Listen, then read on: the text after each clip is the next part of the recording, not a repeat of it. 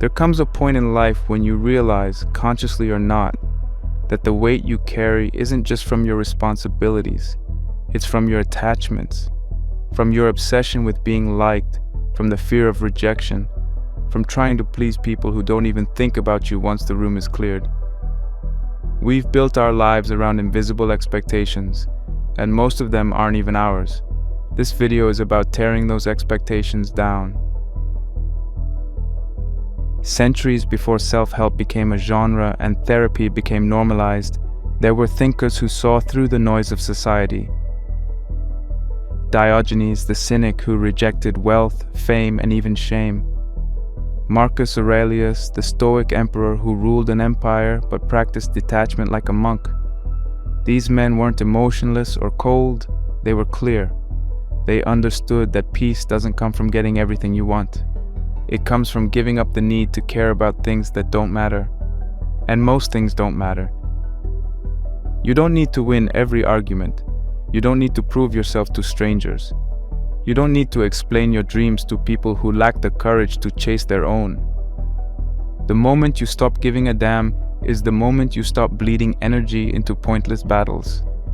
That energy, once reclaimed, becomes the fuel for your discipline, your creativity, your freedom. But letting go isn't passive. It's an active choice, made again and again. It's the art of filtering what enters your mental world, of creating boundaries so strong that even your own doubts don't get a free pass. It's learning to walk through discomfort with your head held high, knowing that discomfort is temporary, but your integrity is permanent. This is what the ancient philosophies were trying to teach us. Not how to escape life's challenges, but how to remain unmoved by them. Not how to be cold, but how to be untouchable. In a world that monetizes your attention, your outrage, your insecurity, refusing to care is a revolutionary act. It's not nihilism, it's not apathy, it's clarity. You're not saying nothing matters. You're saying not everything deserves my energy. And that one shift, it changes everything. So as you listen, as you reflect, let these ideas sink in slowly. Let them challenge your habits. Let them expose the parts of you that still seek approval, still chase validation, still shrink yourself to make others comfortable. Because on the other side of not caring is freedom. The kind of freedom that doesn't just liberate you from the world, but returns you to yourself, to your strength, to your focus, to the quiet, unshakable confidence of someone who no longer needs permission to live fully. Let the noise fade, let the weight drop. You don't need the world's approval, you just need the courage to walk your own path and never look back.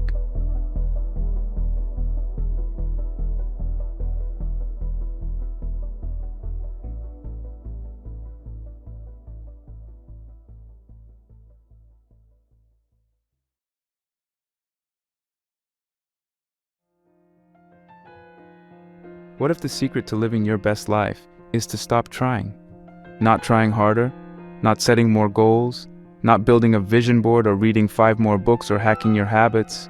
Just stop trying, stop pretending, stop playing the game, stop chasing what everyone else says will make you happy. Because maybe the problem isn't that you're not doing enough. Maybe the problem is that you've been doing too much of the wrong thing. And no one knew that better than Diogenes, the ancient philosopher who didn't just walk away from society's expectations. He spat on them, laughed at them, and then pissed on them, literally and figuratively. Diogenes of Sinope wasn't your average philosopher. He didn't write elegant essays. He didn't build schools. He didn't sit in a marble lecture hall debating fine points of logic. He lived in a barrel, ate food from trash heaps, begged for scraps, and walked around the streets of Athens with a lantern in broad daylight, claiming he was looking for an honest man. He once saw a child drinking from a stream with his hands and immediately threw away his own cup, realizing he didn't need it. He crashed Plato's lectures to mock him. And when Alexander the Great, the most powerful man in the world, offered him anything he desired, Diogenes simply replied, "Yes, move, you're blocking the sun." This wasn't just performance art, this was philosophy in motion. Diogenes believed that most of our suffering comes not from what we lack, but from what we cling to. Status, approval, appearance, possessions, comfort. We build lives that look successful from the outside but feel empty on the inside. We chase the idea of happiness, constantly upgrading our routines, habits, devices, and identities, only to end up more anxious, more burned out, and more disconnected. Self-help today is often just self-optimization in disguise, a way of polishing the mask instead of taking it off. But Diogenes had a different idea, a radical one. What if the key to peace isn't addition, but subtraction? Cynicism, at least in its original philosophical form, is not about being negative. It's about cutting through the bullshit. Diogenes wasn't cynical because he hated people. He was cynical because he saw how deeply people had lost themselves in lies, the lie of needing to impress others, the lie of needing more to feel worthy, the lie of needing to fit in, to be safe. And so he stripped his life bare, not just physically but mentally, emotionally, spiritually. He chose a life of extreme simplicity not as a gimmick but as a direct path to freedom. He wanted nothing from anyone, and in that nothingness he found power. Modern culture teaches us to chase our best self. Be more productive, be more attractive, be more successful. But Diogenes asks, what if your best self isn't something you build, but something you uncover once you stop pretending? What if the point isn't to be better, but to be real? That's what this video is about. Not the 5 steps to productivity, not the latest Stoic morning routine, but something deeper and more dangerous. The ancient art of not giving a damn about the wrong things. The path of subtraction. The savage, freeing, uncomfortable philosophy of living with less, but living more honestly. This is the Cynic's Guide to Living Your Best Life, and it all starts by asking, what are you willing to let go of? Because maybe, just maybe, that's the first step to being free.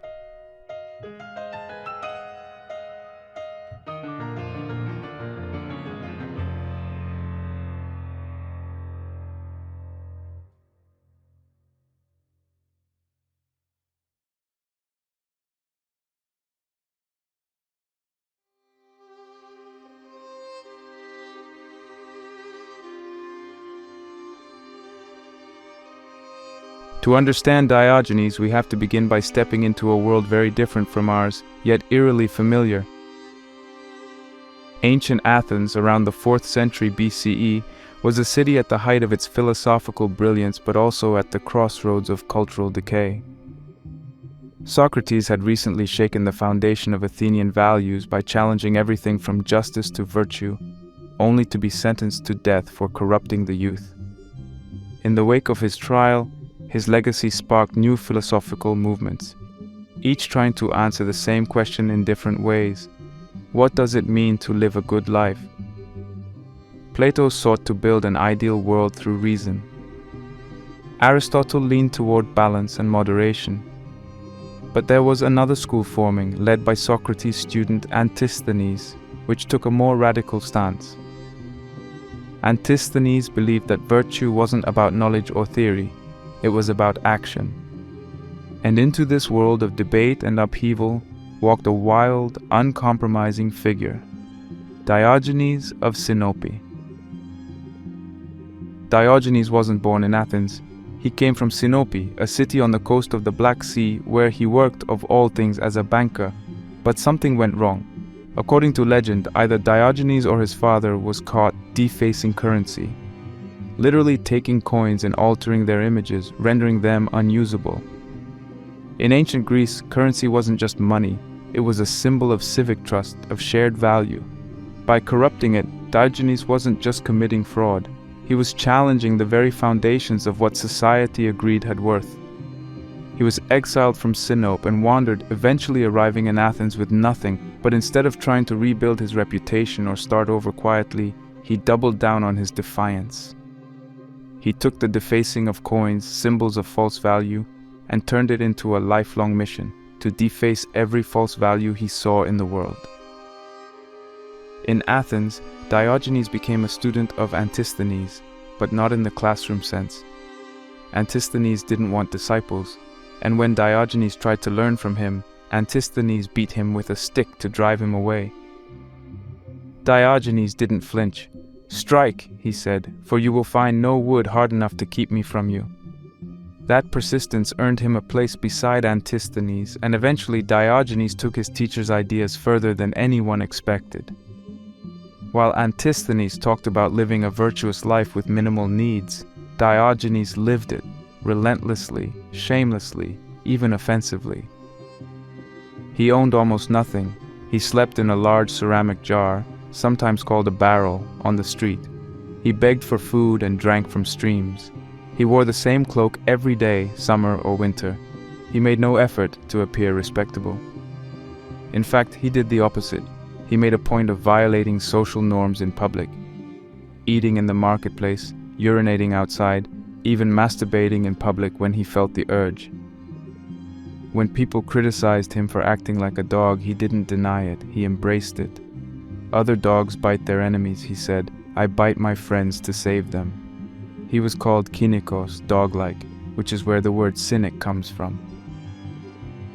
But don't mistake him for a lunatic or a clown. Diogenes wasn't just being outrageous for the sake of it. His actions were pointed. He believed that most people live in chains they can't see, bound by customs, expectations, social roles, and the never-ending desire for more. So he tried to shock people into seeing their own prison walls. When he defecated in public, he wasn't being crude. He was asking, why is this act, which is natural and necessary, considered shameful, while deceit and greed are not? When he begged for food, he wasn't being lazy. He was demonstrating that survival doesn't require wealth, and that our supposed needs are often luxuries dressed as necessities. He mocked the rich not out of jealousy, but to expose their fear and dependency on things he had already learned to live without. Diogenes would approach well-dressed men and ask them for money, not because he expected them to give it, but to remind them how little they owned of themselves. He would walk into Plato's academy, the most respected school of philosophy, and interrupt lectures. Once, after Plato defined a human as a featherless biped, Diogenes plucked a chicken and brought it to the academy, announcing, "Here is Plato's man." Plato eventually referred to Diogenes as Socrates gone mad, but Diogenes was neither mad nor ignorant. He was dangerous in the way only someone with nothing to lose can be, and his life wasn't aimless rebellion. It was a test of what really matters. His rejection of society was deliberate. It wasn't about avoiding pain or escaping discomfort. It was about choosing the right kind of discomfort. He voluntarily embraced what others feared: hunger, poverty, humiliation, loneliness, because in doing so, he became invincible to them. What could you threaten him with? He had no property to seize, no reputation to destroy, no fear of judgment. He had stripped himself down to the essentials, and in doing so, found a kind of strength that most of us can't even imagine.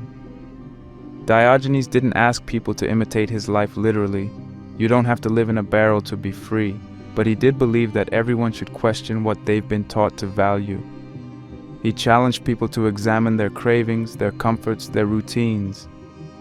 To him, the only real wealth was self-sufficiency, the only real virtue was honesty, and the only real life was one lived according to nature, not social conventions. He didn't believe in theory without practice. He was the kind of philosopher who didn't need to write books because he was the book. His life was the philosophy. And this is the key to understanding Diogenes. He wasn't rebelling for the sake of it. He was rebelling to reveal something deeper, something true. Every insult, every crude act, every defiance was aimed at waking people up. He wanted them to feel the absurdity of their own behavior, to see that they were living like prisoners in golden cages, cages they built themselves. Diogenes wasn't just against society. He was for something better, a life of raw, unscripted freedom, a life of truth, no matter how uncomfortable. And the only way to reach it was to strip everything false away. That's why he matters, not just as a historical oddity, but as a mirror. Because when you look at Diogenes, you're forced to ask, what part of my life is built on illusion? What am I holding on to that I don't really need? What false values have I accepted just to fit in? That's the beginning of the cynic path, not destruction but excavation, not nihilism but truth. And Diogenes was willing to lose everything in order to find it.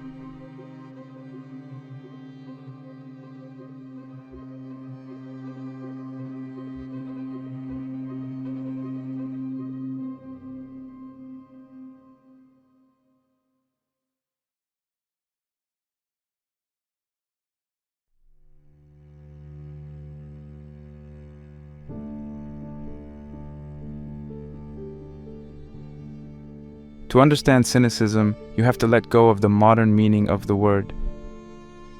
Today, when someone says he's such a cynic, they usually mean someone who distrusts everything, rolls their eyes at hope, and believes people are selfish or fake. But that's not what philosophical cynicism means, not even close. The original cynics were not bitter or hopeless. They were radically committed to truth, and they believed that to live well, you didn't need more advice, more things, or more theories. You needed to return to something ancient, something simple. You needed to return to nature. The word cynic comes from the Greek word kynikos, which means dog-like. It was meant as an insult, but Diogenes and his followers embraced it. To them, being like a dog meant living simply, instinctively, and without shame. Dogs don't wear masks. Dogs don't pretend to be what they're not. They eat when they're hungry. They bark when they're threatened. They sleep when they're tired. They don't play social games or chase status. They live naturally. And that's exactly what the cynics aim to do. Not in some primitive or animalistic way, but in a philosophical one. To be a cynic was to reject everything that pulled you away from your true nature. Everything that complicated life. Everything that made you less free. The first and most important principle of cynicism is this: live according to nature. That doesn't mean hugging trees or going camping, though they probably wouldn't mind that. It means living in a way that is aligned with who and what you are, at the core. A human being needs very little to survive: food, shelter, basic health, and a sense of connection. Everything else, expensive clothes, social media validation, career prestige, is extra. And the problem is, the more extras we accumulate, the more we depend on them, the more complicated our lives become. Cynics believe that by stripping all that away, by subtracting the false and artificial, you could return to what's real, and that's where freedom begins. The second core idea is the rejection of materialism and social status. Diogenes didn't just live in poverty because he had no choice, he chose it. He believed that needing nothing was the ultimate form of wealth. The fewer things you require to be happy, the harder it is for the world to control you. If you need a certain job, or a certain income, or a certain number of followers to feel worthy, then your peace is always at risk. But if you can be content with very little, then you're untouchable. You don't have to impress anyone. You don't have to win the game, because you're not even playing it. Diogenes often said, he has the most who is content with the least. And in a world that constantly pressures us to upgrade our lives, that kind of contentment is revolutionary. Third, cynicism is built on radical honesty, not just being honest with others, but with yourself. That means facing the hard truths you usually avoid, the ones you cover up with distractions or excuses. The cynic doesn't pretend. He doesn't wear a mask to please others. He doesn't lie to protect his ego. If he's weak, he admits it. If he's afraid, he owns it. If he doesn't know something, he says so. In a world obsessed with image and performance, this kind of honesty is rare and powerful. Diogenes didn't just preach this honesty, he lived it. That's why he did things in public that others were ashamed of. Not to shock, but to ask, why are you hiding? Who taught you to be ashamed of being human? Another essential part of cynic philosophy is the practice of stripping away everything unnecessary. This isn't minimalism as a lifestyle trend, it's deeper than that. The cynics believed that virtue, meaning strength of character, inner peace and wisdom, wasn't something you had to acquire. It was already inside you, but it was buried under layers of conditioning, desire, fear, and distraction. So their task wasn't to learn more or gain more, it was to unlearn, to simplify, to peel back all the layers and find what's essential. Think of it like sculpting. You don't add clay to make the statue, you remove it. You chip away until what remains is the truth. Now, some people confuse cynicism with Stoicism, and it's true, they're closely related. Stoicism came later and built on some of the same ideas: self-sufficiency, control over desires, indifference to external opinions. But Stoicism is the polished, socially acceptable sibling. It's the clean-cut version you can practice in a business suit. Cynicism is the wild older brother who lives off the grid and couldn't care less what you think. Where Stoicism says bear hardship with dignity, cynicism says why suffer under rules that aren't real. Where Stoicism values self-control and inner strength, cynicism takes it further, into open rebellion against anything false or artificial. Both aim at freedom, but cynicism does it through confrontation and detachment from all social conditioning. The cynic is not a theorist. He doesn't sit around talking about virtue, he lives it. Diogenes once said, "A rich man is not one who has much, but one who needs little." He didn't publish books or give lectures. He demonstrated philosophy. Every act of his life was a critique of society and a lesson in freedom. When people asked him what he believed, he didn't respond with long speeches. He showed them with how he lived, what he rejected, what he endured. Cynicism, in this way, is a practice. It's not about believing in an idea, it's about removing what stops you from living it. And this is what makes cynicism so relevant today. Because we live in a time of massive complexity, constant distraction, endless consumption, social masks, and performance anxiety. We're told that to improve our lives we need to buy more, know more, do more. But the cynic whispers something different. You already have enough. You already are enough. But you've buried yourself under noise. And until you subtract that noise, until you unlearn what's false, you won't find peace. So no, cynicism isn't negativity. It's raw, direct, untamed truth. It's a path of radical simplification, not to escape life, but to live it more honestly. It doesn't offer comfort, it doesn't promise happiness in the traditional sense, but it offers something deeper, integrity. The feeling of standing on solid ground, knowing that you're not pretending, not performing. You're just living as nature intended, nothing more, nothing less. That's the cynic's way. Cynicism isn't about being bitter or pessimistic. It's about cutting through the lies, yours and everyone else's. It's about subtraction, not addition, not building a new identity, but shedding the false ones. Not becoming someone else, but returning to who you've always been once you've stopped pretending.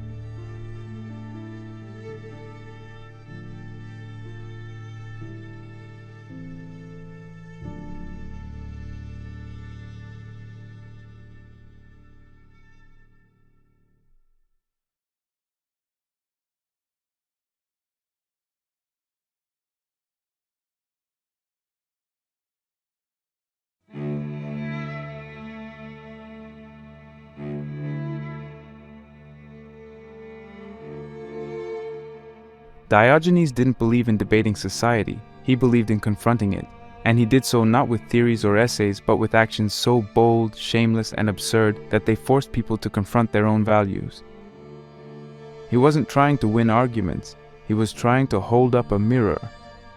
His life became a kind of living satire, a performance art of raw philosophy, where every act was a punchline aimed at exposing the lies that held people captive.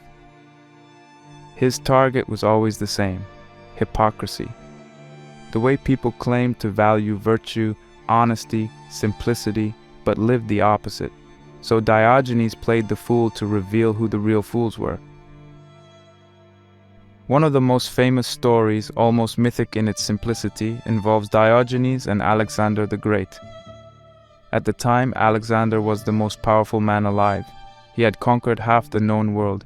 He had armies, riches, palaces. And he'd heard of this strange philosopher who lived in a barrel and feared no one. Curious, Alexander sought him out. He found Diogenes sunbathing in the street, lying back with zero interest in royalty or military fame. Alexander approached and said something grand.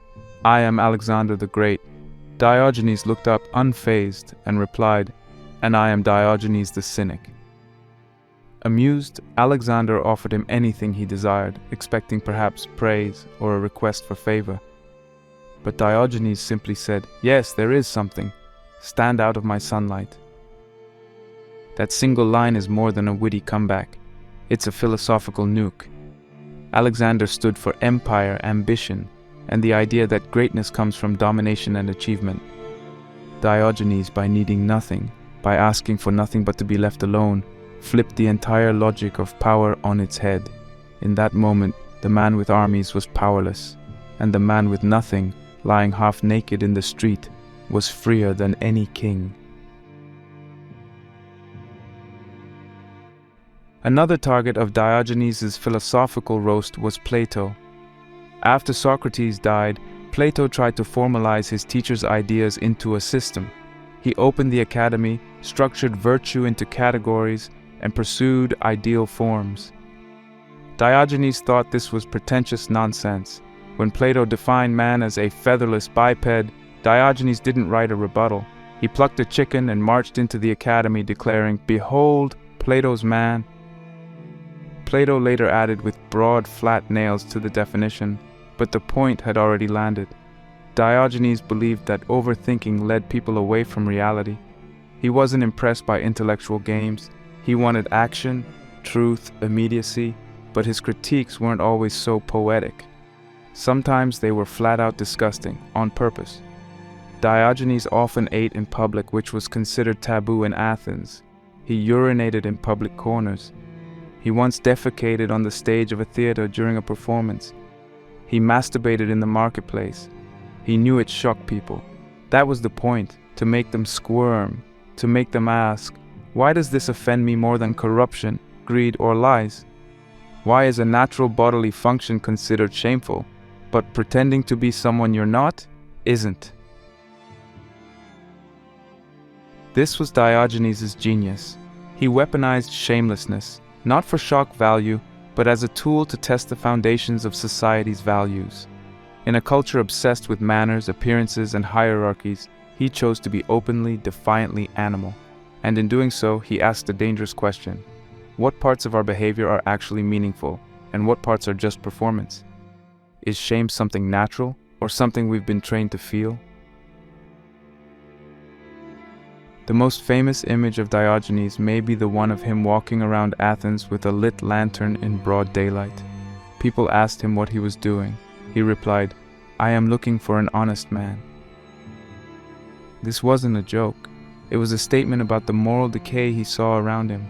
Everyone talked about justice and virtue, but most people, he believed, were motivated by selfishness, fear, and vanity. So he hunted for honesty, not in words, but in actions. And what he found over and over again was that people clung to roles and reputations, not to truth. Now fast forward to today. We don't live in ancient Athens, but the issues Diogenes attacked haven't gone away. If anything, they've evolved. In our time, society worships image even more obsessively. Social media is an endless performance stage where people curate identities, filter their flaws, and carefully present the life they want others to see. We live in an age of influencers, self-branding, and aesthetic perfection. Even authenticity has become a performance. In a world like this, Diogenes would be cancelled instantly. He would break every community guideline, he'd be demonetized, banned, reported. But that only proves his point. We fear disruption more than we fear dishonesty. We're more offended by rudeness than we are by systemic hypocrisy.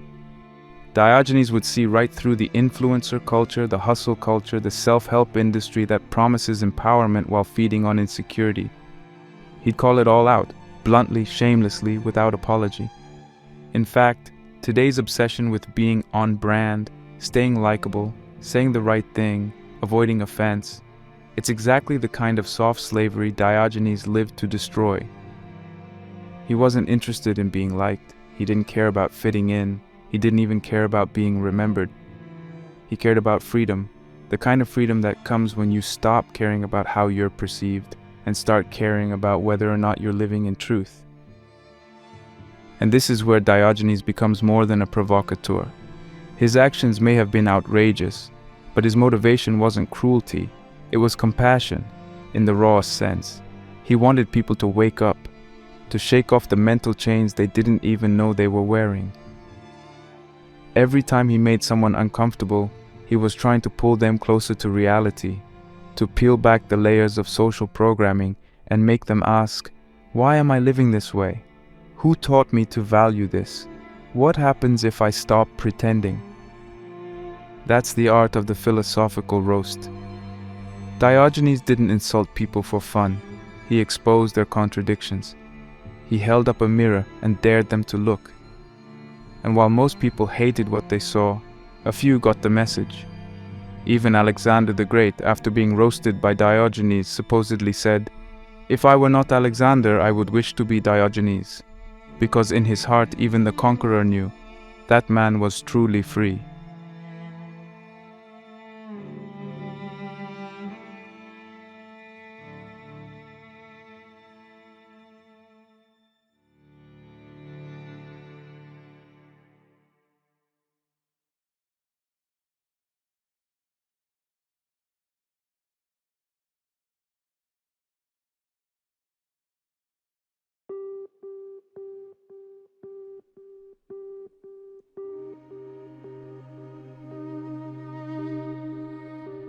Diogenes understood something most people spend their entire lives avoiding, that true freedom isn't found in accumulation, it's found in letting go. In a culture that tells us to measure our worth by what we have, our income, our wardrobe, our car, our watch, our subscriber count, Diogenes flipped the script. He didn't want more, he wanted less. Not because he hated pleasure or comfort, but because he saw clearly that the more you need, the easier it is for the world to control you. And so, he decided to live with almost nothing. One of the most telling stories from Diogenes' life is about a bowl. He carried one with him to drink water, just a simple tool, one of the few possessions he owned. But one day, he saw a boy cupping his hands to drink from a fountain. Without a second thought, Diogenes threw away his bowl. If a child could drink with nothing, so could he.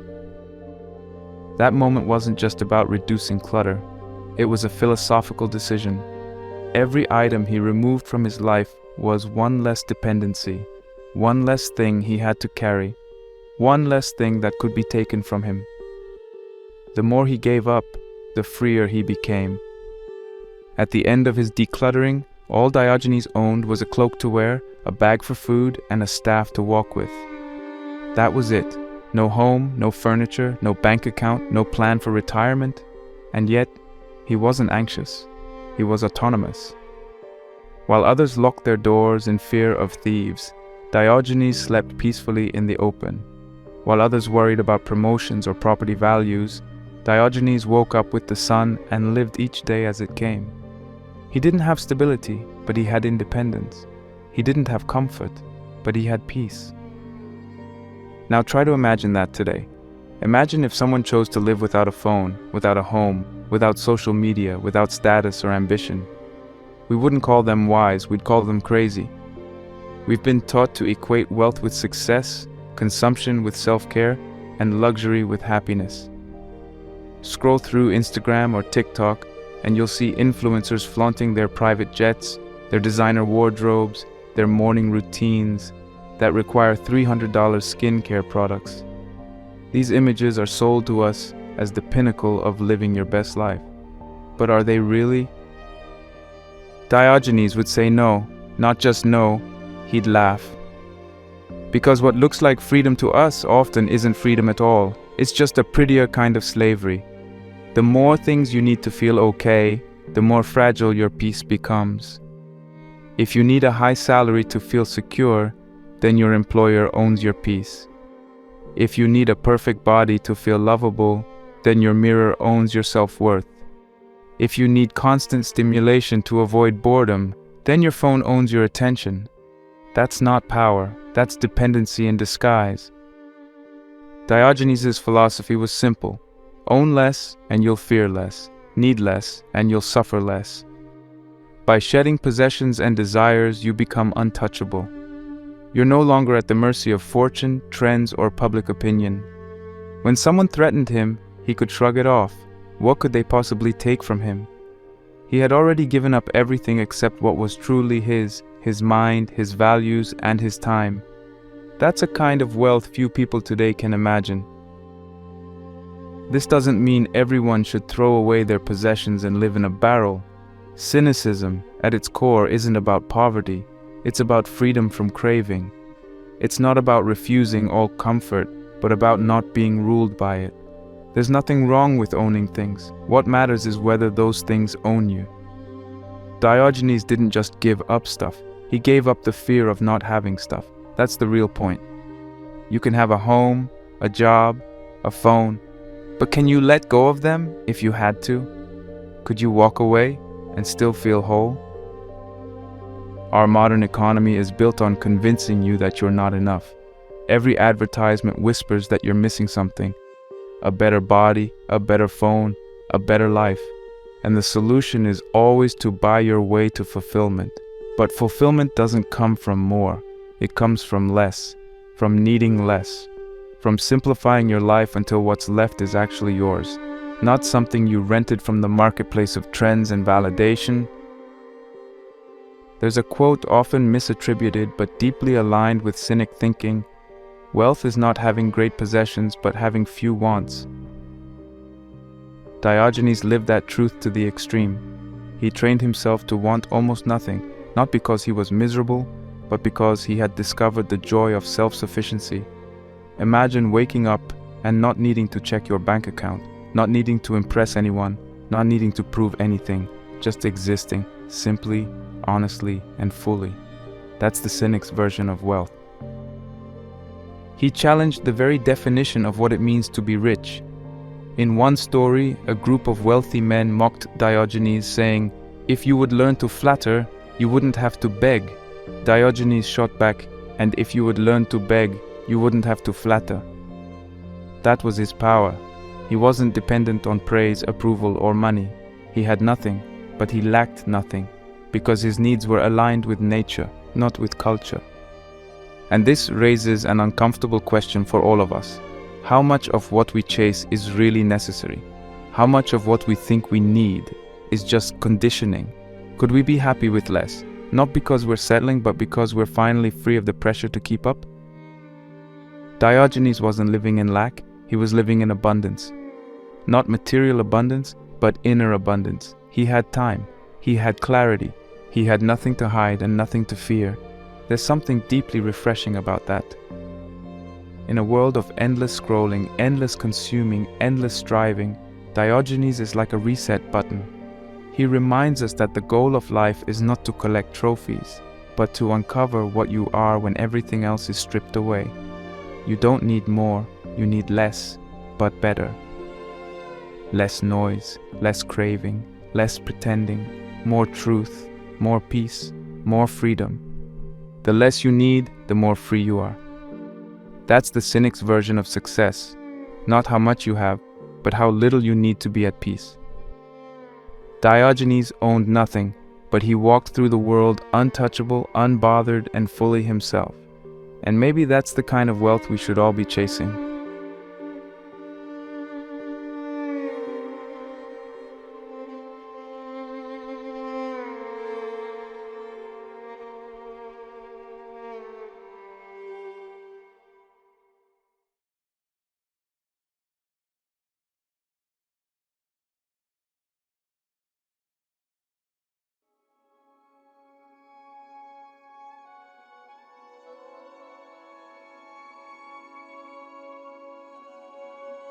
Diogenes didn't just reject wealth or status, he rejected something far more powerful: the need to be liked, the need to be accepted, the fear of being judged. He didn't just step outside the norms of society, he burned them down, lit the match himself, and then laughed while everyone stared. Because for Diogenes, true freedom wasn't just owning less or needing nothing, it was becoming immune to other people's opinions. Shame, he believed, was a weapon used by society to keep people small, obedient, and quiet. And if you wanted to be free, you had to kill the part of yourself that cared what others thought. That's why Diogenes did things we consider outrageous. He didn't do them for shock value, he did them to destroy the illusion of shame. He bathed in freezing rivers, even when others mocked him. He begged for food in daylight, something only the lowest of the low did in Athens. He urinated in public. He even masturbated in the street, something that still horrifies people to this day. But to him, these weren't acts of rebellion, they were acts of liberation. He wanted to prove that the source of your suffering isn't the act itself, but your fear of what others will think. You're not bound by nature, you're bound by opinion. And the only way to break the chain is to walk straight into judgment and feel it lose its power. In today's language, what Diogenes practiced would be called exposure therapy, a method used in modern psychology to treat phobias, anxiety, and PTSD. The idea is simple. Instead of avoiding what you fear, you slowly, repeatedly expose yourself to it. And over time, your brain stops seeing it as dangerous. The fear shrinks, the shame dissolves. For example, someone terrified of public speaking might practice by giving short speeches in front of a mirror, then to a friend, then to a group. Bit by bit, they desensitized themselves to the fear. Diogenes took this concept to its extreme. He made himself so familiar with judgment, rejection, and ridicule that it no longer touched him. He wasn't just tolerating criticism, he was immune to it. And here's the thing, he wasn't born that way. No one is. He trained himself to be shameless. He walked through discomfort over and over again until it became irrelevant. And that's the lesson for us. Because let's be honest, our lives today are shaped by fear of judgment in ways we don't even notice. Social media has made it worse. Every post, every photo, every comment, we're constantly scanning for approval. Did I get enough likes? Did I say something dumb? Am I being ignored? We curate our personalities like brands. We post what we think people want to see. We hide our weirdness. We edit our flaws. And somewhere along the way, we forget how to be real. Perfectionism feeds on this fear. So does people-pleasing. We want to say no, but we don't. We want to speak up, but we shrink. We want to rest, but we keep grinding so no one thinks we're lazy. So much of what we do isn't driven by desire, it's driven by avoidance. Avoiding disapproval, avoiding embarrassment, avoiding rejection. But Diogenes shows us another way. He teaches us that ridicule loses its teeth the moment you stop caring. That shame only has power if you give it power. Think about it like this. What if you wore your weirdness out in the open? What if you shared your real thoughts even when they weren't popular? What if you let people misunderstand you and didn't rush to explain? What if you stopped editing yourself? Diogenes didn't just live like no one's watching. He lived like everyone was watching and still didn't care. That's the kind of inner strength we need today. Not the strength to be liked, but the strength to be disliked without flinching. Now, obviously, you don't need to do what Diogenes did. You don't have to beg in the street or take cold baths or defy every social norm, but you can start noticing where shame shows up in your life. When you silence yourself in a conversation, what are you afraid of?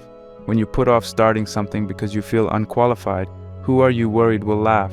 When you apologize for taking up space, whose imaginary judgment are you reacting to? Trace those fears back, and you'll find a belief. I'm not allowed to be seen unless I'm perfect. Diogenes shattered that belief, and you can too. Start small. Say what you really think in a conversation, even if it makes you nervous. Wear something you like, even if it's not trendy. Share an opinion online without softening it to be more palatable. Let yourself be visible in your full, imperfect humanness. And when that fear kicks in, that tightening in your chest, that voice saying they're going to think you're stupid, remind yourself of Diogenes, the man who pissed in public and told the most powerful king in the world to move out of the way. The man who was freer in his ragged cloak than most people are in designer suits. The man who taught us that the moment you stop fearing shame, you start living. This is what cynicism offers. Not just a minimalist lifestyle, but a psychological revolution. You don't need to change who you are. You need to stop hiding who you are. You need to be willing to be seen, even if it means being misunderstood. You need to value truth more than approval. That's what Diogenes did every day of his life. And he died not as a martyr, but as a man who was never owned by anyone, not by fear, not by reputation, not by the system. To live freely, you must become indifferent to ridicule, not immune in the sense that you never feel it, but strong enough that it doesn't guide your actions. The real cage isn't judgment, it's the fear of judgment. Break that, and you can finally walk through the world unchained, like a dog in the sun, like Diogenes, untouched by shame, unapologetically alive.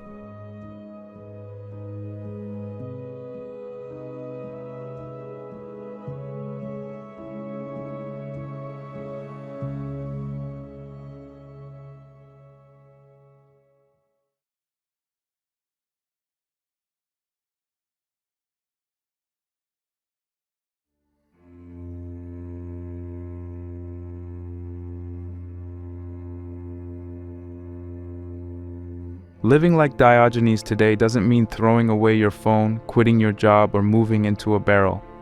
The modern world isn't ancient Athens, and most of us aren't interested in becoming barefoot street philosophers. But the spirit of cynicism, the raw, liberating power of needing less and fearing nothing, is more relevant now than ever. We live in a culture of compulsive consumption, curated perfection, and dopamine-driven distraction. Everything tells us to chase more comfort, more approval, more stuff. Being a modern cynic doesn't mean rejecting the world. It means rejecting the lies it sells you. It's a way of seeing through the noise and saying, I don't need this to be free. It starts with a mental shift. You begin to question your desires instead of automatically pursuing them. Cynicism teaches you to ask, why do I want this? Before you chase anything. Is it because it genuinely brings you peace or because it makes you look good? Are you pursuing a goal because it matters to your values or because it'll earn you praise? This is where the cynic journey begins, not with changing your habits, but with changing your thinking. Because if your desires are borrowed from advertising, culture, or your social circle, then your life isn't yours. And freedom begins the moment you start untangling which of your wants are truly yours and which were programmed into you. Once that mindset is in place, you can begin to experiment. You don't need to overhaul your life all at once. In fact, the best way to embody cynicism today is to test it, one act at a time. Try small practices that push you out of your comfort zone and loosen your attachment to things that don't really matter. Start with something simple. Go one full day without buying anything. No coffee, no online shopping, no food delivery, no transactions of any kind. Just observe how quickly the impulse to consume shows up and how uncomfortable it feels to say no to it. That discomfort is your edge. That's where growth begins. Another practice is the digital detox. Spend a full day or even just a few hours without your phone, laptop, or TV. No scrolling, no notifications, no digital background noise. You'll notice how much of your attention is usually outsourced to screens. How quick we are to distract ourselves from silence, from stillness, from boredom. Diogenes didn't fear boredom, he embraced it. He sat in the sun and watched people. He walked aimlessly. He talked to strangers. He was present with life in its rawest form. A modern cynic learns to do the same, not by rejecting technology completely, but by reclaiming control over their attention. Another way to build your cynic muscles is through cold exposure. literally. Take cold showers, walk in the rain without an umbrella, sit outside in winter for a few minutes without a jacket. These aren't just physical challenges, they're mental ones. They teach you to be okay with discomfort, to not panic the moment conditions aren't ideal. Comfort has become a drug in the modern world. Heating, air conditioning, Uber Eats, instant delivery, algorithmic entertainment, everything is designed to remove friction. But Diogenes would argue, you grow through friction. You learn what you're made of when life isn't perfectly controlled. One of the most powerful cynic practices is exposing yourself to harmless embarrassment. This can be anything from wearing mismatched clothes in public to singing loudly in a park to dancing badly in front of strangers. The goal is not to become an attention seeker. It's to break your addiction to approval. We spend so much energy managing how we're perceived, sculpting a version of ourselves that feels safe, acceptable, and likable. But Diogenes believed that the fear of looking foolish was one of the deepest prisons.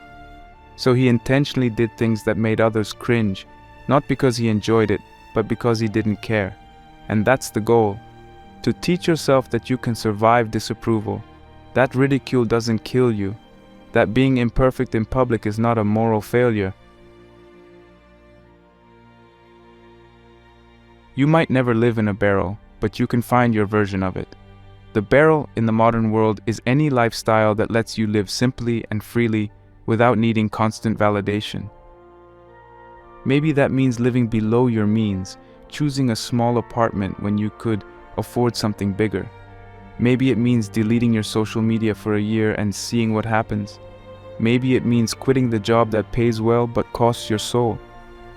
The barrel is a symbol. It represents choosing your peace over other people's expectations. And in a culture obsessed with appearances, that's a radical choice. Another powerful skill of the modern cynic is learning to say no without apologizing. No to invitations that drain you. No to work that goes against your values. No to social obligations that feel fake. Diogenes didn't ask for permission to live on his terms, and neither should you. Most of us say yes out of guilt, habit, or fear of missing out, but every yes that goes against your truth is a form of self-betrayal. The cynic isn't rude, they're clear, they draw boundaries and stick to them. They don't explain themselves unless they choose to. They live from the inside out, not the outside in. The beauty of all these practices is that they aren't about self-denial, they're about self-ownership. Each time you resist a false desire, you reclaim a little more of your time, energy, and identity. Each time you choose discomfort over conformity, you remember that your power doesn't come from being liked, it comes from being honest. Diogenes wasn't trying to be a martyr, he was just trying to live in alignment with what he believed. And when you start doing that, even in small ways, you feel it, the quiet joy of not needing to pretend anymore. The calm that comes from knowing you aren't chained to a lifestyle you didn't choose. You don't need to live in a barrel, but you do need to question your comforts. Cynicism is not about giving up everything, it's about giving up the need for everything. That's where real peace begins. Not in controlling your environment, but in mastering your response to it, in learning to say, I am enough without the extras. In training yourself to be free even if the world never approves. And the best part, you don't need anyone's permission to start.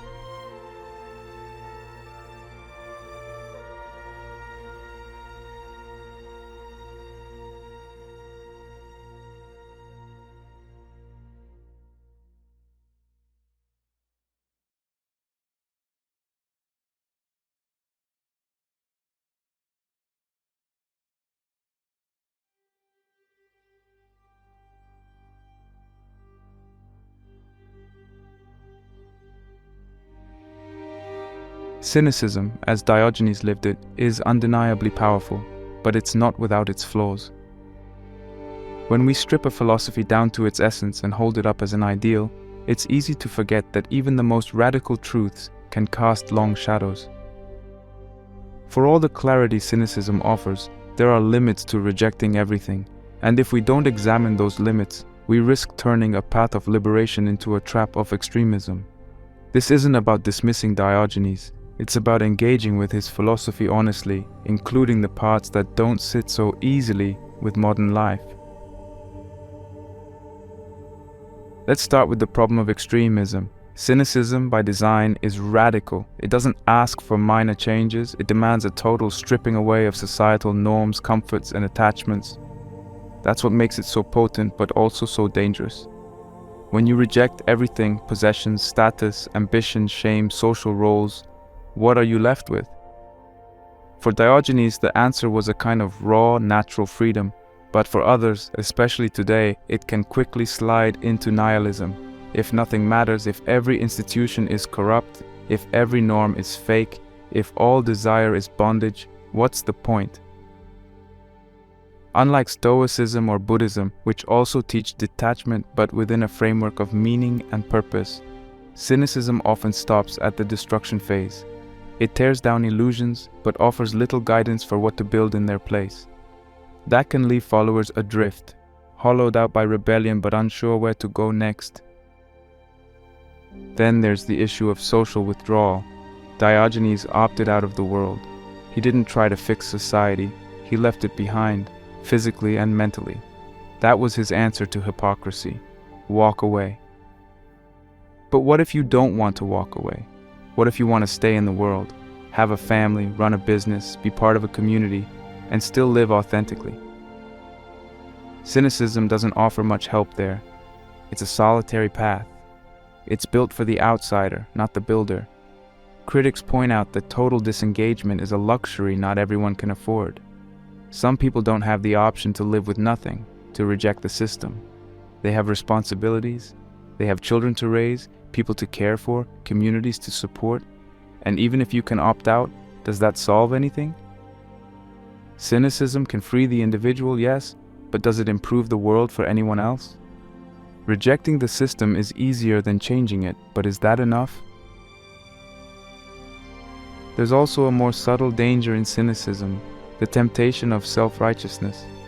For some people, rejecting social norms isn't about truth, it's about feeling superior. It becomes a performance. You stop caring not because you've let go, but because you want to appear untouchable. You start roasting people not to reveal truth, but to elevate yourself above them. This isn't real cynicism, it's ego in a different costume. Diogenes was harsh, but he had integrity. He lived his philosophy every minute of every day. But modern imitators might just be trying to be edgy, using honesty as a weapon instead of a tool. And when that happens, what was once a path to freedom becomes just another role to play, another illusion to uphold. Another criticism worth taking seriously is that cynicism, at least in its ancient form, can lack compassion. Diogenes was blunt, confrontational, even rude. He believed in truth at all costs. But modern life isn't lived in isolation.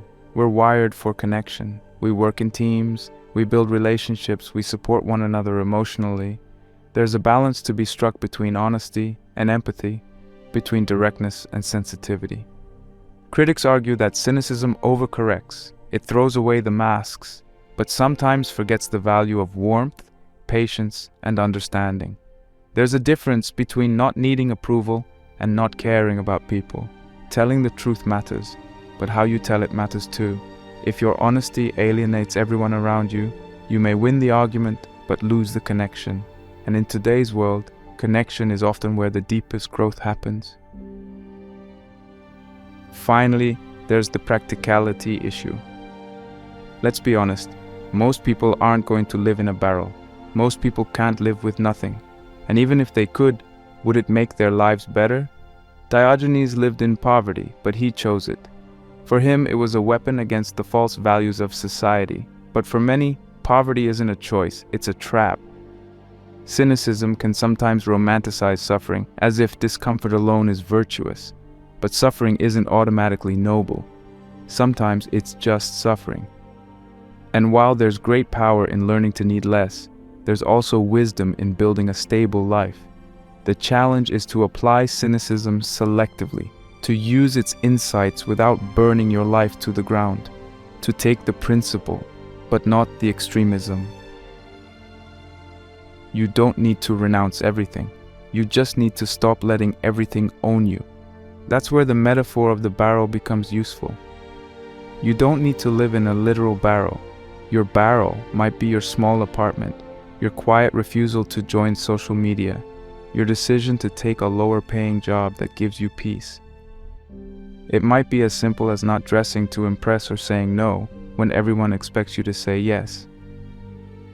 The point isn't to become Diogenes. The point is to remember what he stood for: freedom, truth, and self-sufficiency, and to find a way to live those values within the life you've chosen, not outside it.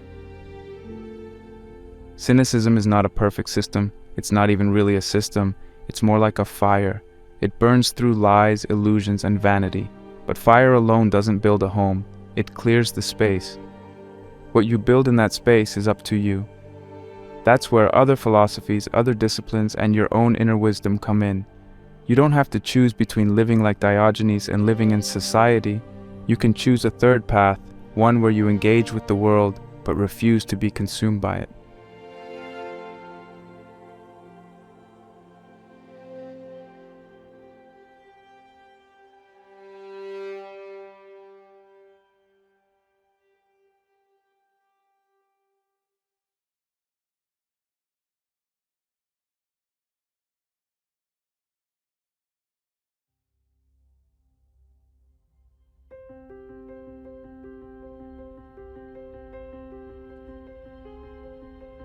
Cynicism is not an aesthetic. It's not a brand of minimalism or some edgy trend to post about on Instagram. It's a challenge, a radical confrontation with everything false. Diogenes didn't live in a barrel because he wanted attention. He lived there because he refused to lie. He refused to pretend that he needed what everyone else said he needed. He didn't want a better job or a better outfit or a better reputation. He wanted truth, and he was willing to lose everything else to find it. This is the core of cynicism, not the rejection of life, but the rejection of illusion, not about adding more, but stripping away what isn't real. You don't need to be richer, smarter, prettier, or more successful to live a good life. You just need to stop chasing what doesn't belong to you. The cynic doesn't offer a roadmap to success. He offers a shovel. He hands it to you and says, "Dig, remove everything that isn't you." You were born free. Then you signed up for a prison of comfort and conformity. That's the truth most people avoid. We become so wrapped up in our routines, our roles, our reputations, that we forget we weren't always like this. We weren't always afraid to speak our minds. We weren't always hungry for approval. Somewhere along the line, we traded authenticity for acceptance, truth for convenience, freedom for fitting in. Diogenes didn't make that trade, and neither do you have to. So here's the challenge. Right now, ask yourself, what's one thing I can discard today? Not something trivial, something real, a toxic habit, a fake persona, a need to impress, a desire you've been clinging to that isn't truly yours, one piece of mental or emotional clutter that's keeping you from living clearly. Just one. Start there, and don't look back. Because freedom doesn't come from having more, it comes from needing less. Peace doesn't come from being liked, it comes from being honest. The world will always try to dress you up, weigh you down, make you small, but you get to choose. You can walk away from the noise, you can let go of the lies, you can live like Diogenes, not in his barrel, but in his spirit. So choose truth over comfort, choose less over more, choose freedom over fitting in. And remember the words of the man who lived with nothing and feared no one. It is the privilege of the gods to want nothing and of godlike men to want little. Start now. Subtract what isn't you. See what's left. That is the beginning of a life that's truly yours.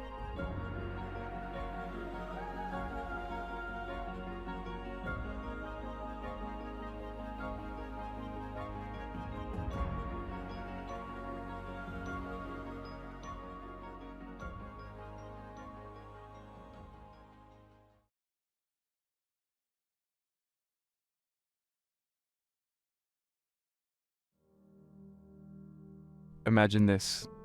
You've just received some frustrating news, or you're facing a deadline at work that's causing your stress levels to skyrocket. What if you could handle this situation with the calm of a seasoned philosopher king? What if instead of spiraling into anxiety, you could draw upon ancient wisdom that has been tried and tested over millennia? In today's fast-paced world, the teachings of Stoicism, an esteemed philosophical tradition heralded by the likes of Marcus Aurelius, provide essential strategies to confront and conquer the myriad challenges that life throws our way. This philosophy, once used to guide emperors through the complexities of empire, offers profound solutions that are remarkably applicable to alleviating stress and anxiety in our modern lives. The core idea of Stoicism hinges on differentiating between what we can control and what we cannot, urging a focus on self-mastery over external circumstances. You might be wondering, how can the meditations of a Roman emperor, penned in his tent during military campaigns, be relevant to your daily struggles? Here's where our journey into the heart of Stoic wisdom begins.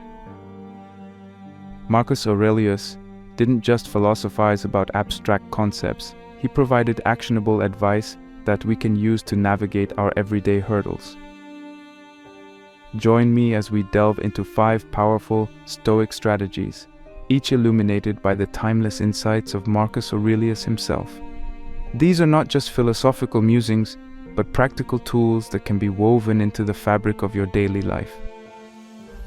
By the end of this video, you'll have a toolkit that will help transform your approach to challenges, reduce your everyday worries, and ultimately enhance your overall well-being. Understanding what is in your control. Here, we'll explore the liberating realization that while you may not be able to control every situation, you can control your reactions and thoughts. This distinction is fundamental in Stoicism and empowers you to focus energy only on what truly matters. Living in the present. Marcus Aurelius teaches us to anchor our thoughts in the present moment, the only domain where we have full agency. We'll examine how this focus not only diminishes fears of the future, but also lessens the regrets of the past. Your mind as your fortress. Stoicism teaches that your mind is an impregnable fortress.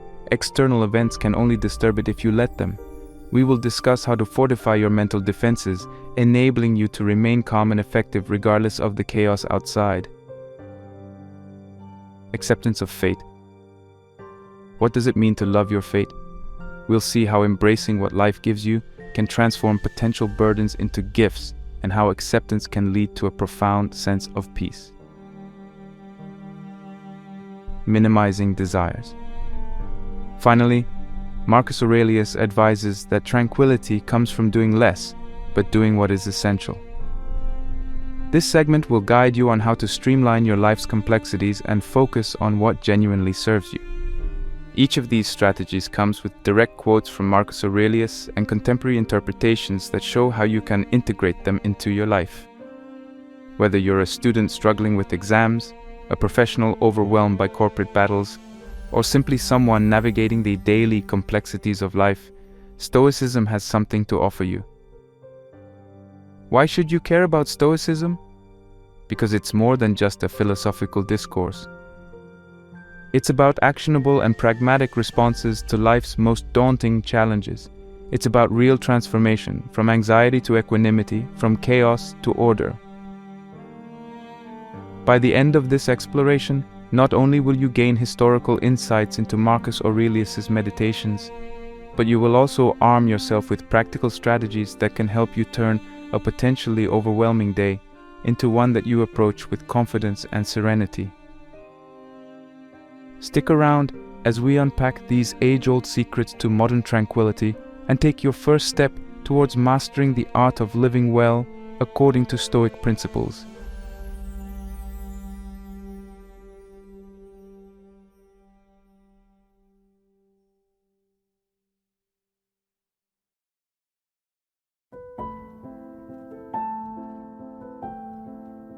Understand what is in your control.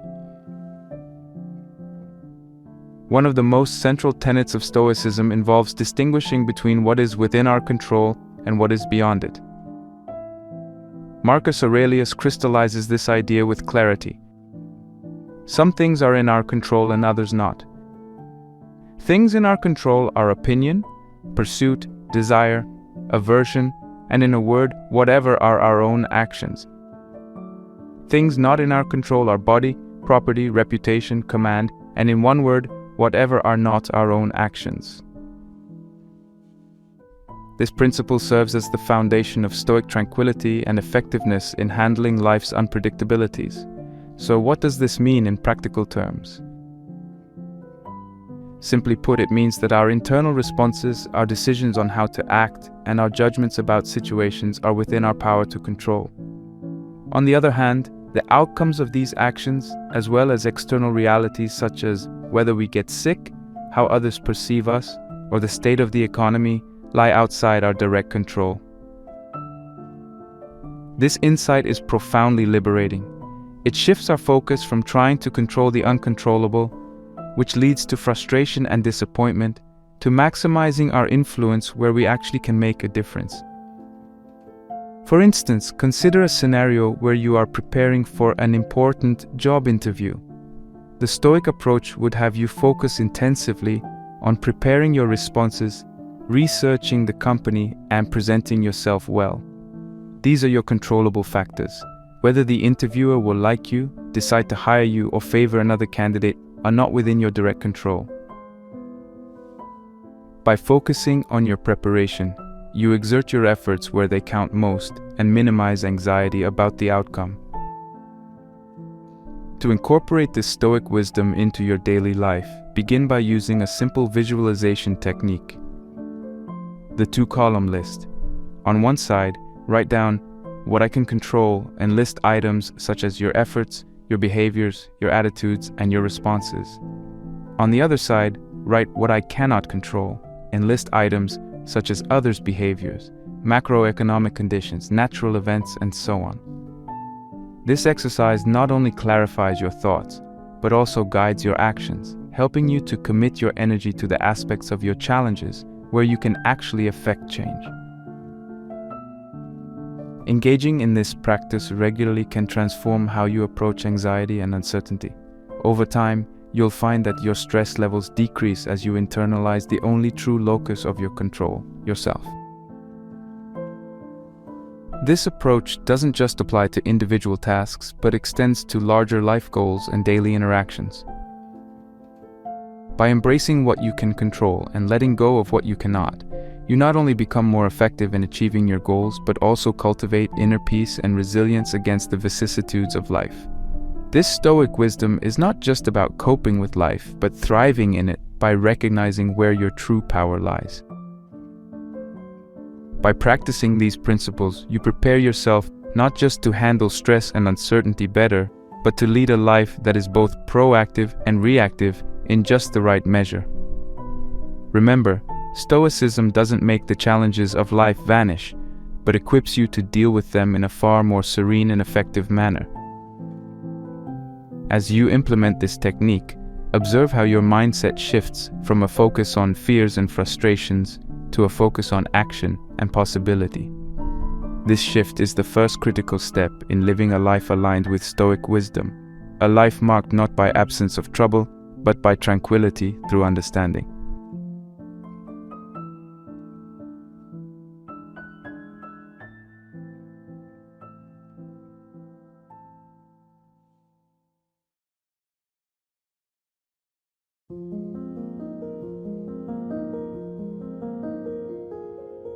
Live in the present.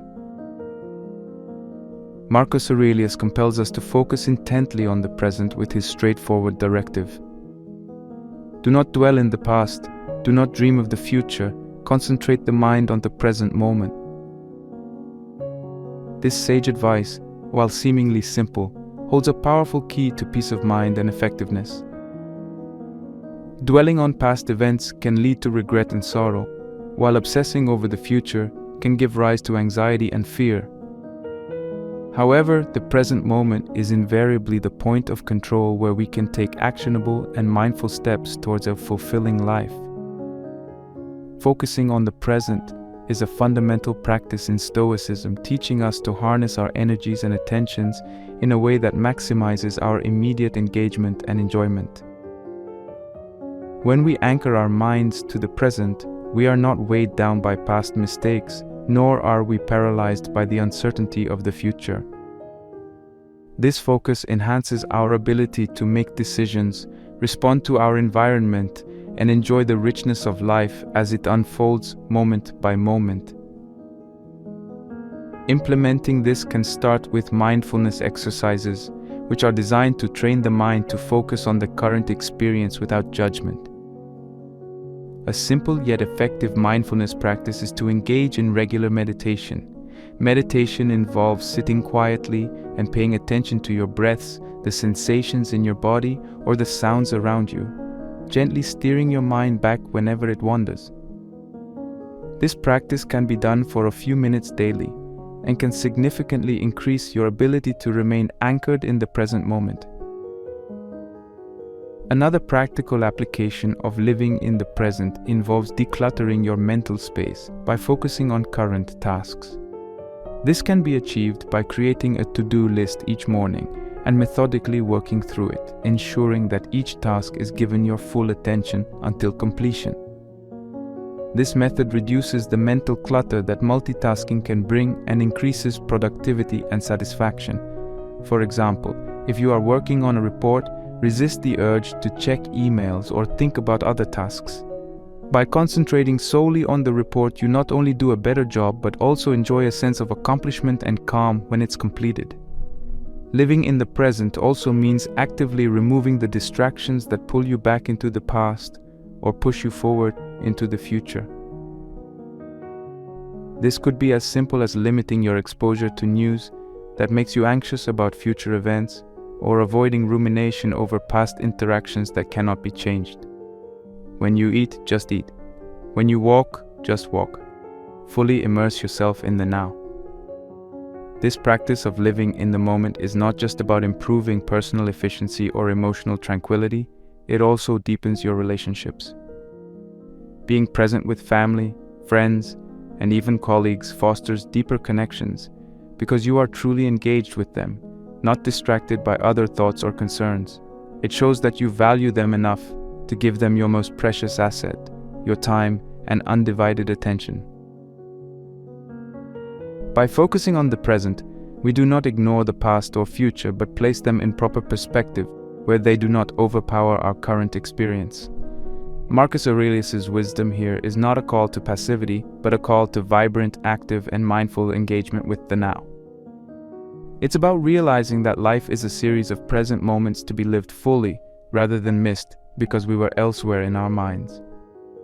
The serenity and power this brings are profound and liberating, offering a Stoic solution to the chaos of modern existence by simplifying it to the moment we are living right now. This shift in focus is transformative, enabling us to meet life's challenges with grace and poise and to enjoy the simple pleasures of life as they occur. As we continue to explore these Stoic practices, remember that each step brings us closer to a more peaceful and centered way of being, thoroughly equipped to handle whatever life decides to throw our way.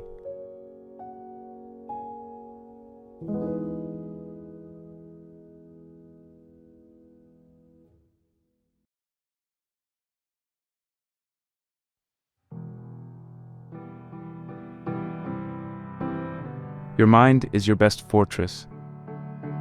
Marcus Aurelius provides a profound reminder that should embolden any individual facing adversity. You have power over your mind, not outside events.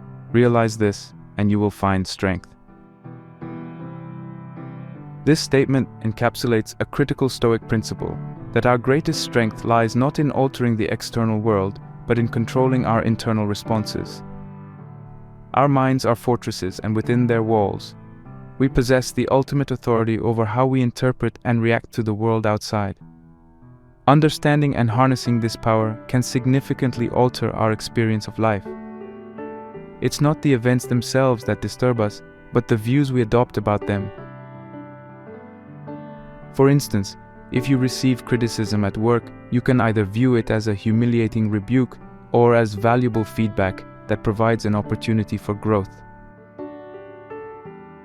The choice of perspective will determine your emotional and practical response. It can cripple you with insecurity or propel you toward enhanced performance and resilience. One powerful technique to manage your perspective is cognitive reframing. This involves consciously shifting your mental perspective on a situation to view it in a more positive or realistic light. For example, if you're stuck in traffic, rather than brooding over the time wasted, reframe it as a gifted period of solitude and a chance to listen to your favorite podcast or music. This shift doesn't change the situation externally, but it does alter its emotional impact by changing how you think about it. Another effective tool is the use of positive affirmations. These are short, powerful statements that, when repeated often, can help to reinforce a positive mental outlook and overwrite the negative, often subconscious narratives we tell ourselves. For example, affirmations like, "I am in control of my responses," or "I choose to find the positive opportunities in everything I encounter," can fortify your mindset against the stresses and shocks of daily life. Let's consider a scenario analysis to illustrate different responses to the same event. Imagine you have just been passed over for a promotion at work. You can respond in several ways. Negative frame. View it as a personal failure, internalize the decision as a reflection of your inadequacies, and carry that resentment and self-doubt into every future endeavor. Positive frame. Interpret it as an opportunity to identify areas for personal growth. Use it as a motivator to seek constructive feedback, to understand better what skills or experiences you need to develop to be undeniable the next time around. Using affirmations. Remind yourself that your value is not defined by this single event and that you have the power to excel through other avenues. I am capable, and I will continue to prove my worth. In these variations, the external event, the missed promotion, remains the same. However, the internal response, shaped by cognitive reframing and supported by affirmations, dramatically shifts the experience from one of defeat to one of empowered resilience. By viewing our minds as fortresses and actively choosing our responses, we not only protect ourselves from negative emotions, but also turn challenges into stepping stones for personal development. The Stoic practice is especially crucial in our modern era, where external events are often unpredictable and beyond our control. By strengthening our mental fortress, we not only safeguard our peace of mind, but also enhance our ability to navigate life's complexities with agility and optimism. The true challenge and the true power lies in using the mind's ability to transform perspective into an actionable asset, making what seemed insurmountable manageable and what was once distressing a source of strength. This is the essence of living a life not buffeted by the winds of fate, but navigated by the compass of reasoned and responsive thought.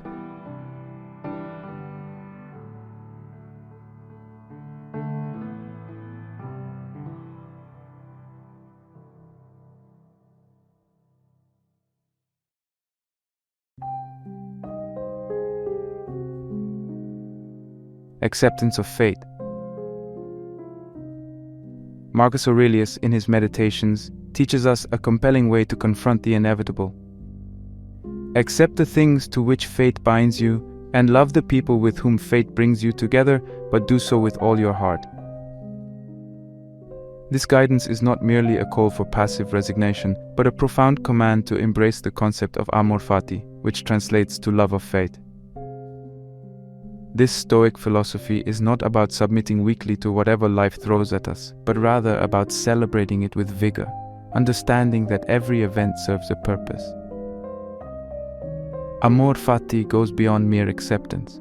It is about falling in love with whatever happens in life, seeing the good in the inevitable, and viewing every circumstance as an opportunity to experience the full spectrum of existence. It teaches that worry and resistance are counterproductive, and that by embracing our fate, we align ourselves with the natural flow of life. This doesn't mean we seek out suffering or passively accept injustice. Instead, it means we find strength and tranquility in acceptance when change is not possible. This Stoic embrace can significantly alleviate worry, for worry often stems from our desire to control the uncontrollable. When we resist what life offers, we waste our energies on futile anxieties. However, when we accept events as they are, particularly those we cannot change, we can dedicate our efforts towards areas where we can make a difference. Acceptance in this way becomes a form of empowerment. It liberates us from unnecessary burdens and directs our actions and reactions in a more productive and emotionally healthy direction. A practical way to cultivate amor fati is through journaling, a method that can facilitate a deeper understanding and acceptance of life's experiences. Here are some journaling prompts to practice acceptance. What recent event did I find difficult to accept? Describe the situation in detail. What were my initial reactions? Reflect on both emotional and physical responses. In what ways did my resistance to the situation cause further distress? How can I reinterpret the event with acceptance and possibly even love? Consider how this event helps you grow, what it teaches you, or how it might be guiding you towards a path you hadn't considered. What are the potential positives that can emerge from this event? Try to find and elaborate on any silver lining. Moving forward, how can I approach similar events with acceptance and love? Outline actionable steps or mindset shifts that can help you embrace your fate more fully in the future. These exercises are designed to shift your perspective from one of resistance to one of enthusiastic acceptance. Writing down your thoughts and feelings can help process them more clearly and reduce the emotional impact that resistance often exacerbates. This practice not only aids in accepting what has already happened, but also prepares you to face future events with a more resilient and open heart. In embracing amor fati, we find a powerful ally in Marcus Aurelius's Stoicism. This approach does not weaken our resolve, but strengthens it by ensuring that our energies are not wasted on regret or resentment. Instead, we learn to channel our resources toward proactive and positive actions that align with our deep values. Through this, acceptance becomes not a surrender, but a battle strategy tailored to the inevitable challenges of life, allowing us to remain aligned with our purpose and serene amidst chaos. Thus, amor fati transforms our existential posture from one of victimhood to one of heroic affirmation of life, enabling us to live fully and fearlessly no matter what twists and turns we encounter on our path.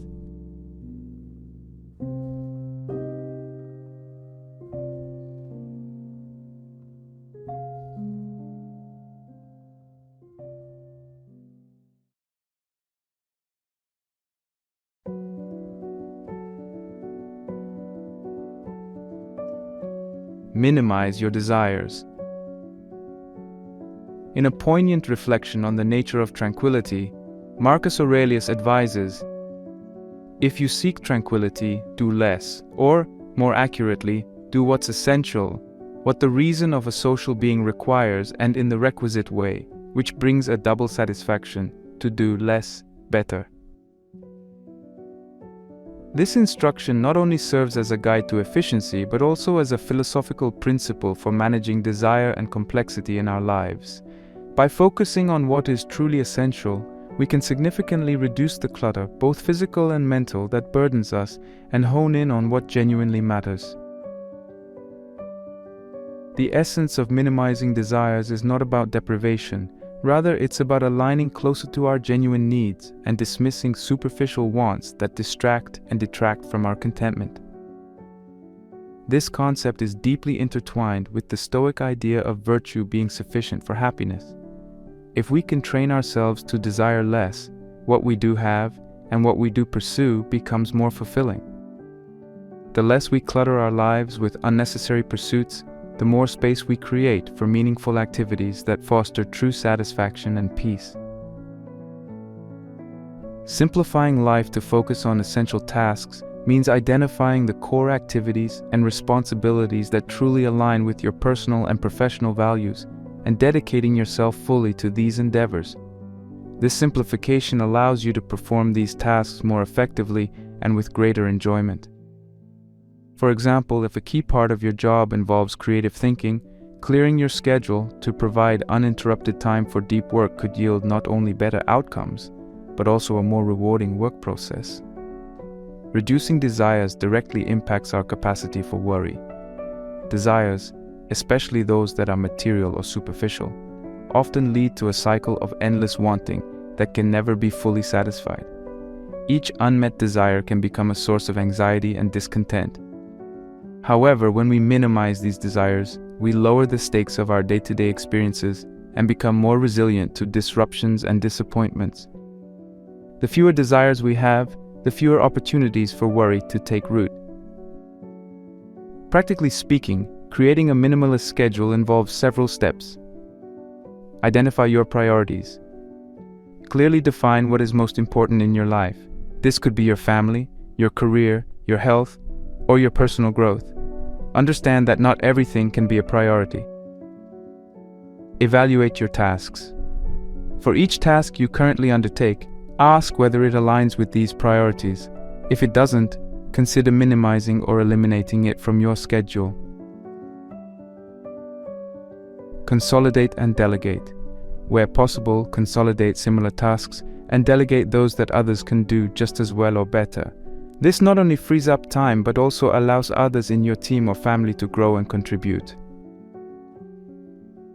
Set boundaries. Learn to say no to requests and opportunities that do not align with your essential tasks. This protects your time and energy from being dispersed too thinly. Plan for downtime. Equally important is scheduling time to relax and rejuvenate. This isn't wasted time, it's an essential part of maintaining a sustainable pace and ensuring you have the energy for those tasks that truly matter. Reflect regularly. Regularly review your activities and desires. As your circumstances and priorities change, your definition of what is essential might also shift. By incorporating these steps, you transition from being reactive, scattered across numerous unfulfilling activities, to being proactive about what you choose to engage with. This approach not only enhances your productivity and efficiency, but also increases your overall life satisfaction by reducing stress and anxiety associated with trying to do too much. Marcus Aurelius's counsel to do less better is not a call to inaction, but a call to optimal action. It is about maximizing the impact of our efforts by minimizing distractions. This philosophy promotes a life not filled with more, but filled with better. Better work, better relationships, better peace of mind. As we conclude our exploration of these Stoic strategies, let us carry forward this notion of refined simplicity, not just as a method of work, but as a way of living. Through this, we achieve not just temporary calm, but lasting tranquility and a profound connection to the world around us. By understanding and implementing these principles, we arm ourselves with the tools not only to face the challenges of the modern world, but to thrive within it.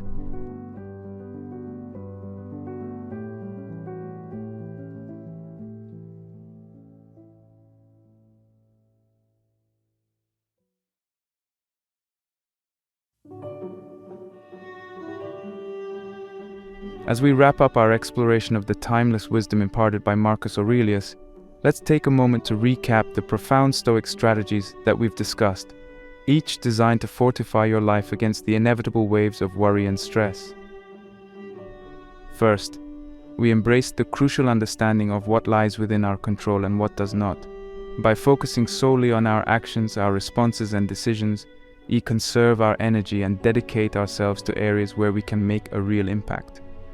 This separation of powers within our own lives not only clarifies our responsibilities, but also reduces the frustration that comes from grappling with the uncontrollable. Next, we ventured into the practice of living in the present. Marcus Aurelius taught us to anchor our thoughts and energies in the now, to alleviate the burdens of past regrets and future anxieties. Through mindfulness and meditation, we can cultivate a powerful presence of mind that enhances our daily experiences and interactions. Our third lesson reinforced the idea that our mind is our greatest fortress. By adopting cognitive reframing and positive affirmations, we learn to shield ourselves from negative influences and maintain a perspective that fosters resilience and strength, regardless of external circumstances. We then delved into the acceptance of fate, or amor fati, a loving embrace of life's experiences as necessary steps in our journey. This acceptance is not a passive resignation, but a dynamic engagement with life, recognizing that each moment, whether joyful or challenging, is a gift that contributes to our growth. Finally, we discussed the importance of minimizing desires to focus on what truly matters. Simplifying our lives by eliminating non-essential tasks and desires frees us up to engage deeply with true priorities, leading to greater productivity, satisfaction, and tranquility. Now, I encourage each of you to take these insights and integrate them into your everyday situations. Whether you're facing stress at work, challenges in personal relationships, or internal conflicts, these Stoic principles provide a robust framework for navigating life's complexities. Implementing these strategies can transform not only how you handle problems, but also how you perceive them, turning obstacles into opportunities for personal development and growth. As you move forward, remember that the path to a worry-free life is not about removing challenges, but about equipping yourself with the tools to handle them effectively. Embrace these Stoic methods, refine them through practice, and watch as they bring a new level of serenity and strength to your life. Let's not just stop at learning these strategies, let's live them. Make them part of your daily routine, your decisions, and your reactions. The journey towards a worry-free life is a continuous one, and each step, each breath taken in accordance with these principles is a step towards mastering the art of living. And so, as we conclude, I urge you not just to think on these teachings, but to act on them. Test them against the complexities of your life, challenge them in the throes of your troubles, and most importantly, trust them to guide you through the tumults with a calm and steady hand. The journey of Stoicism is a journey back to yourself, to a version of you that stands unshaken in the storm, unburnt in the fire, and unwavering in the face of the unknown. Embrace these Stoic methods and start your journey towards a worry-free life. It's a path worth exploring, a life worth living, and a peace worth achieving. Let's walk this path together, with Marcus Aurelius as our guide, and transform the philosophy of Stoicism from ancient texts into modern practice. Remember, the best time to begin is now, and the best way to predict your future is to create it. Thank you for joining me on this journey. Let's strive not just to survive our days, but to live them fully, consciously, and deliberately. Be bold, be stoic, and let's make our lives our greatest masterpiece.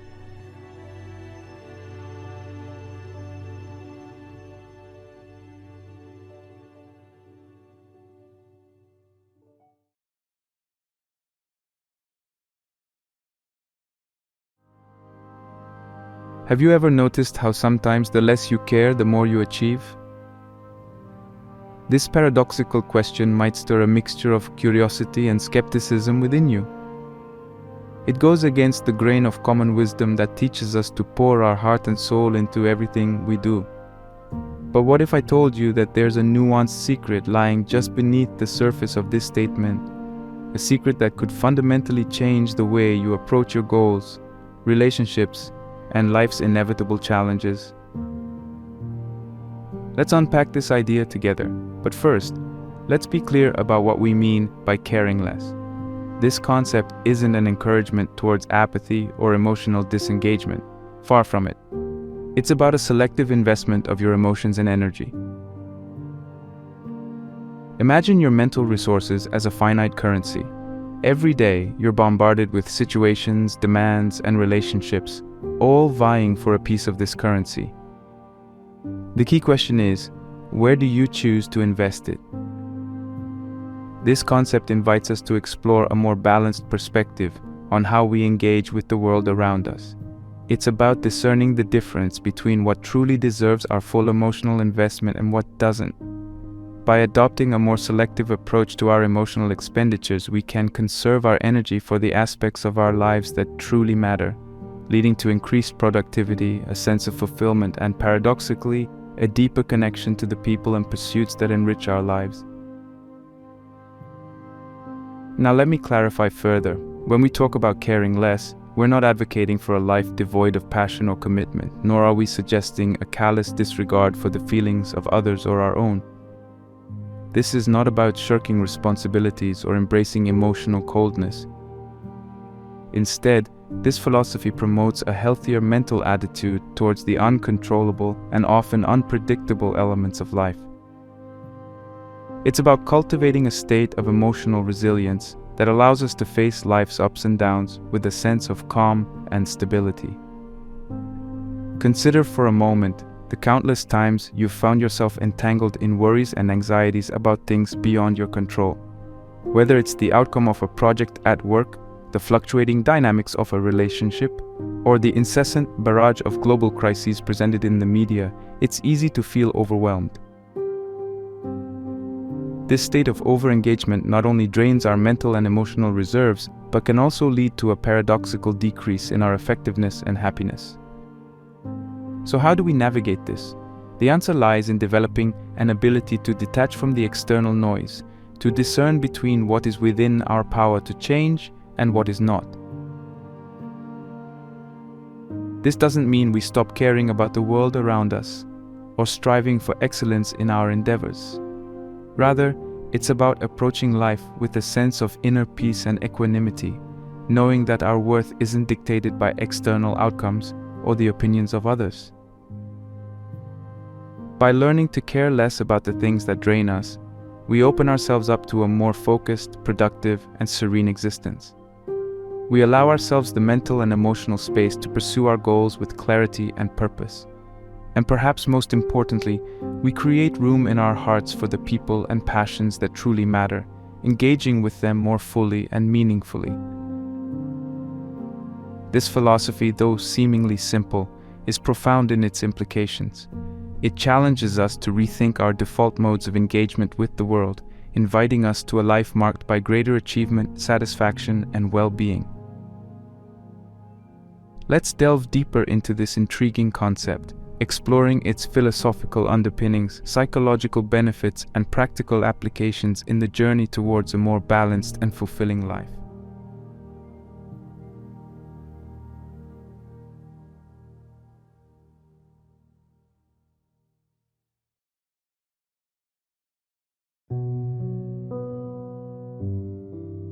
Freedom is the only worthy goal in life. It is won by disregarding things that lie beyond our control.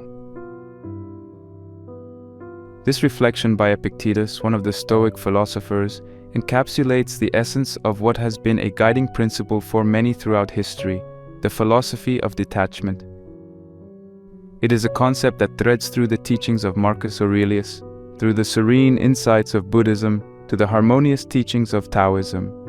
Each, in its own right, provides a map to navigate the complexities of life, not by anchoring us to a rigid set of outcomes, but by teaching us the art of emotional resilience and the value of focusing on what truly lies within our control.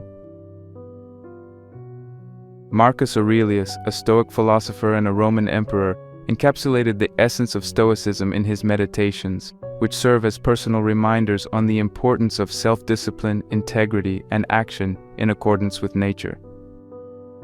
Stoicism teaches us that while we cannot control external events, we can control our reactions to them. Aurelius's reflections urge us to examine our impressions of events, stripping them of any added emotional weight or judgment, to see them for what they truly are. This detachment from the non-essential allows us to conserve our emotional energy, directing it towards what we can influence, our thoughts, our behaviors, and our efforts toward the common good. Similarly, Buddhism introduces the concept of non-attachment as a path to enlightenment. The Buddha taught that attachment to desires leads to suffering because desires are transient and ultimately unsatisfactory. The state of craving, whether for material possessions, relationships, or accolades, binds us to a cycle of desire and disappointment, as the nature of existence is change. Through mindfulness and meditation, Buddhism teaches us to observe our desires without clinging to them, allowing us to experience life more fully and joyfully without being ensnared by temporary pleasures or pains. This principle of detachment is not about renouncing the world or its joys, but rather about seeing them with clear eyes, free from the haze of attachment. Taoism, with its emphasis on living in harmony with the Tao or the Way, offers a perspective on detachment that complements its philosophical counterparts. It teaches the value of wu-wei or non-action, which is not to be mistaken for inaction, but rather an action that is in flow with the natural course of events. It is a way of engaging with life that is effortless, not because effort is not made, but because it is made in alignment with the natural rhythms and patterns of the world. This approach to life encourages a form of detachment where one does not impose their will against the world, but rather moves with it, understanding that life is a series of changes and that resistance only causes struggle.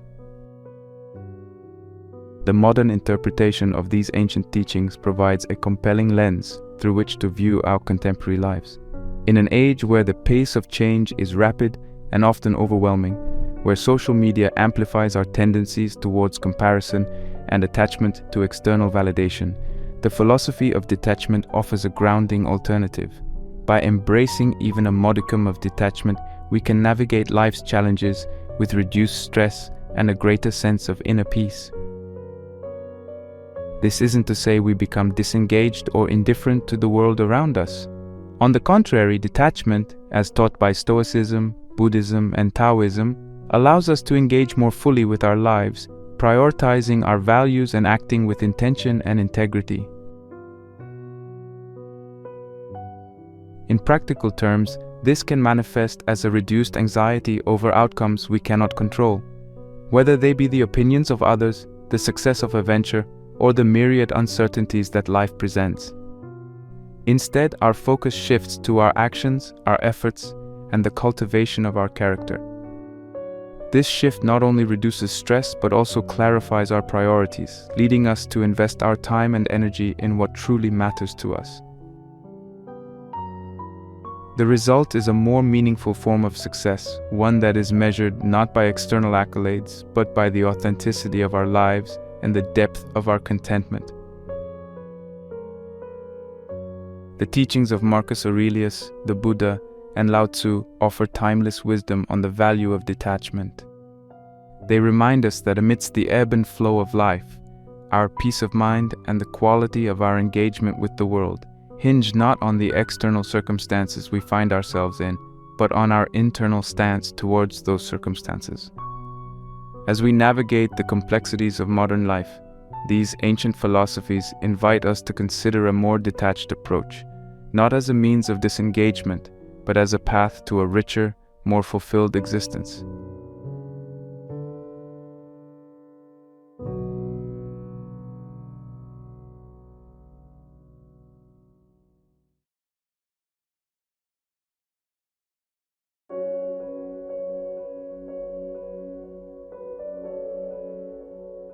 The underpinnings of our interactions and reactions to the world around us, particularly in the context of relationships and stress, are profoundly shaped by our early life experiences. Attachment theory, developed by British psychologist John Bowlby and further refined by Mary Ainsworth through her pioneering strange situation study, provides a crucial framework for understanding these dynamics. At its core, attachment theory posits that the nature of the bonds formed between infants and their primary caregivers has a lasting impact on an individual's emotional responses, relationship patterns, and stress management throughout their life. These early interactions essentially set the stage for how individuals perceive and engage with their social world, influencing their expectations of support, intimacy, and trust in relationships. The theory categorizes attachment styles into secure, anxious, avoidant, and disorganized, each reflecting different patterns of behavior and thought processes in relation to closeness and emotional safety. This foundational concept of attachment has profound implications when exploring the psychological benefits of detachment. It's important to distinguish between emotional detachment as a healthy coping mechanism and as a form of avoidance or disconnection stemming from insecure attachment styles.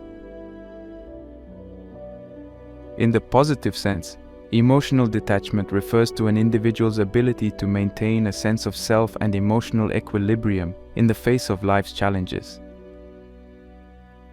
It allows for emotional involvement without being overwhelmed by the emotions or problems of others, fostering a space where one can engage with empathy and compassion while preserving one's mental health. This form of detachment is not about building walls or retreating from meaningful connections. Rather, it's about developing a resilient core from which one can interact with the world in a more balanced and effective manner. Scientific research supports the benefits of this kind of emotional detachment. Studies have shown that individuals who can achieve a level of detachment from work-related stressors, for example, report lower levels of burnout and higher levels of well-being. This detachment enables a clearer perspective, allowing for better decision-making and problem-solving capabilities as it reduces the clouding effects of emotional overload. In essence, by detaching, we grant ourselves the space to breathe, reflect, and approach situations with a level of calmness and rationality that is often lost in the heat of the moment. This is crucial in both personal and professional realms, where the ability to respond rather than react can mean the difference between escalation and resolution, between burnout and sustainability. Moreover, the practice of emotional detachment has been linked to improved psychological well-being. It fosters an environment where individuals can face life's uncertainties and adversities with a sense of composure and confidence. The resilience built through this practice is not a matter of hardening oneself against emotions or connections, but rather cultivating a flexible strength that allows one to experience life fully without being unduly swayed by each passing storm. This resilience is particularly important in our current age, where the pace of life and the constant barrage of information can easily lead to feelings of overwhelm and anxiety. Emotional detachment, understood in this healthy, balanced way, acts as a buffer, enabling individuals to navigate these challenges with a steadier hand and a clearer mind. The psychological framework provided by attachment theory, combined with contemporary research on the benefits of emotional detachment, illuminates a path toward healthier ways of engaging with the world.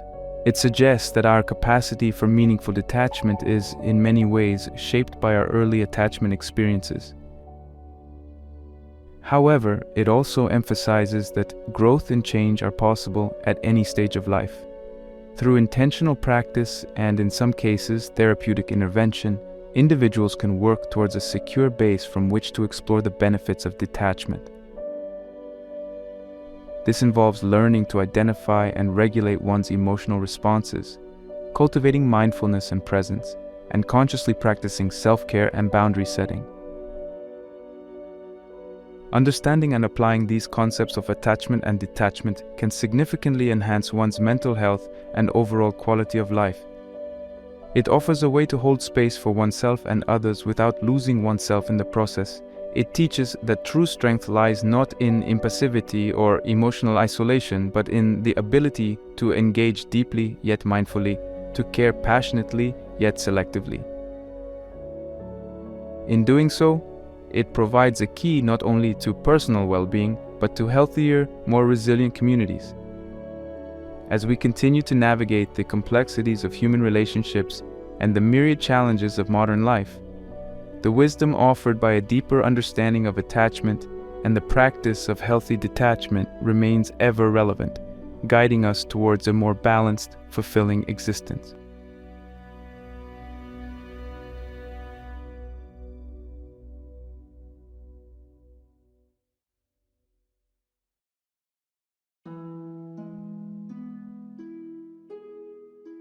Achieving a balanced life, where one is engaged yet not overwhelmed, passionate yet at peace, requires the mastery of detachment in its healthiest form.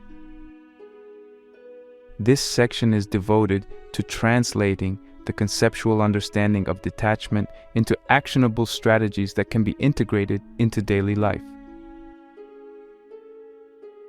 The journey towards healthier detachment begins with self-awareness, specifically identifying the aspects of our lives where our emotional investment might be tipping the scales towards negative impact, rather than fulfillment and growth. To start, one must take a step back and evaluate their emotional landscape with honesty and openness. Ask yourself, where do you feel a constant tension or anxiety? Is it in the relentless pursuit of career advancement, in the hypervigilance towards a partner's actions or feelings, or perhaps in the overly critical self-scrutiny tied to personal achievements or failures? Recognizing these areas of overattachment often requires peeling back layers of justification and facing uncomfortable truths about what we value and why. Reflection exercises, such as journaling about your day-to-day emotional responses to different aspects of your life or mapping out where you spend most of your emotional energy, can be illuminating. They offer a mirror to see where attachment is no longer serving you, but instead holding you back from experiencing life's full breadth and depth. With awareness comes the power to change. The following strategies are designed to foster a sense of detachment that is rooted in self-care and personal growth, rather than avoidance or indifference. Setting boundaries. The art of setting boundaries is fundamental to healthy detachment. Boundaries allow us to define where we end and others begin, what we are responsible for, and what lies beyond our control or obligation. In both personal and professional relationships, clear boundaries prevent the encroachment of others' expectations, demands, or emotions into our space, enabling us to interact with others from a place of self-respect and autonomy. Establishing boundaries can be as simple as saying no when a request infringes on your personal time, or as complex as renegotiating the dynamics of a relationship that has become overly demanding or codependent. The key is clarity, both in understanding your own limits and in communicating them to others. This clarity comes from introspection, understanding your values, priorities, and what you need to thrive. Setting boundaries is not a one-off task, but a continuous process of negotiation and reevaluation as relationships and circumstances evolve. Focusing on personal growth. One of the most effective ways to cultivate healthy detachment is by focusing on personal growth. This strategy is about redirecting emotional and mental energy from external attachments, be they people, achievements, or material possessions, towards internal development. Personal growth can encompass a wide range of activities, from pursuing new educational opportunities, picking up new hobbies, or deepening existing skills, to engaging in self-reflective practices like meditation, mindfulness, or therapy. The underlying principle is to invest in oneself in a way that enriches life beyond external validations or successes. This focus on personal growth fosters a sense of self-efficacy and intrinsic worth, which acts as a buffer against the vicissitudes of external circumstances. As we grow more comfortable and confident in our skin, our dependency on external sources for validation naturally diminishes, making way for a more detached and genuinely fulfilling engagement with the world.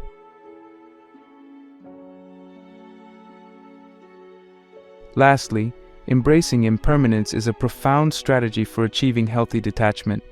This involves accepting change and uncertainty as inherent, unavoidable aspects of life. Rather than resisting or fearing change, this approach encourages us to lean into it, recognizing that change is not a harbinger of loss or disaster, but a natural part of life's rhythm. Strategies for embracing impermanence include practicing mindfulness, which trains the mind to stay present and find peace in the moment, without clinging to the past or fearing the future. It also involves consciously shifting our perspective to view change as an opportunity for growth and renewal, rather than a threat. This can be facilitated by regularly reflecting on past changes that, although initially daunting, led to positive outcomes or personal development.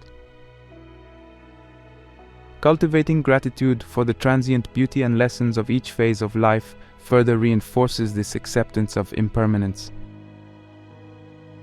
By embracing change as an integral part of the human experience, we reduce fear and anxiety about the future, enabling us to face life's uncertainties with equanimity and grace.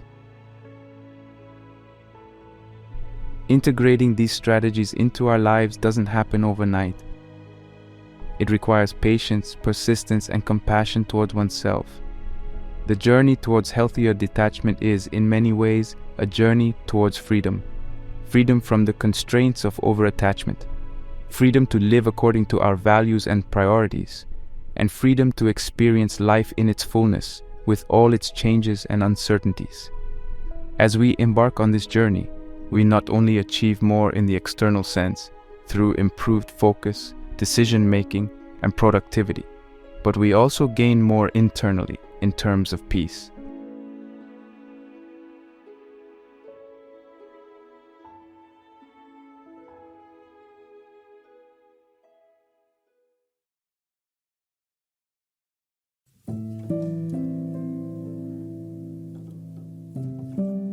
In navigating the path toward healthy detachment, it is crucial not to veer too far into isolation, mistaking disconnection for emotional resilience.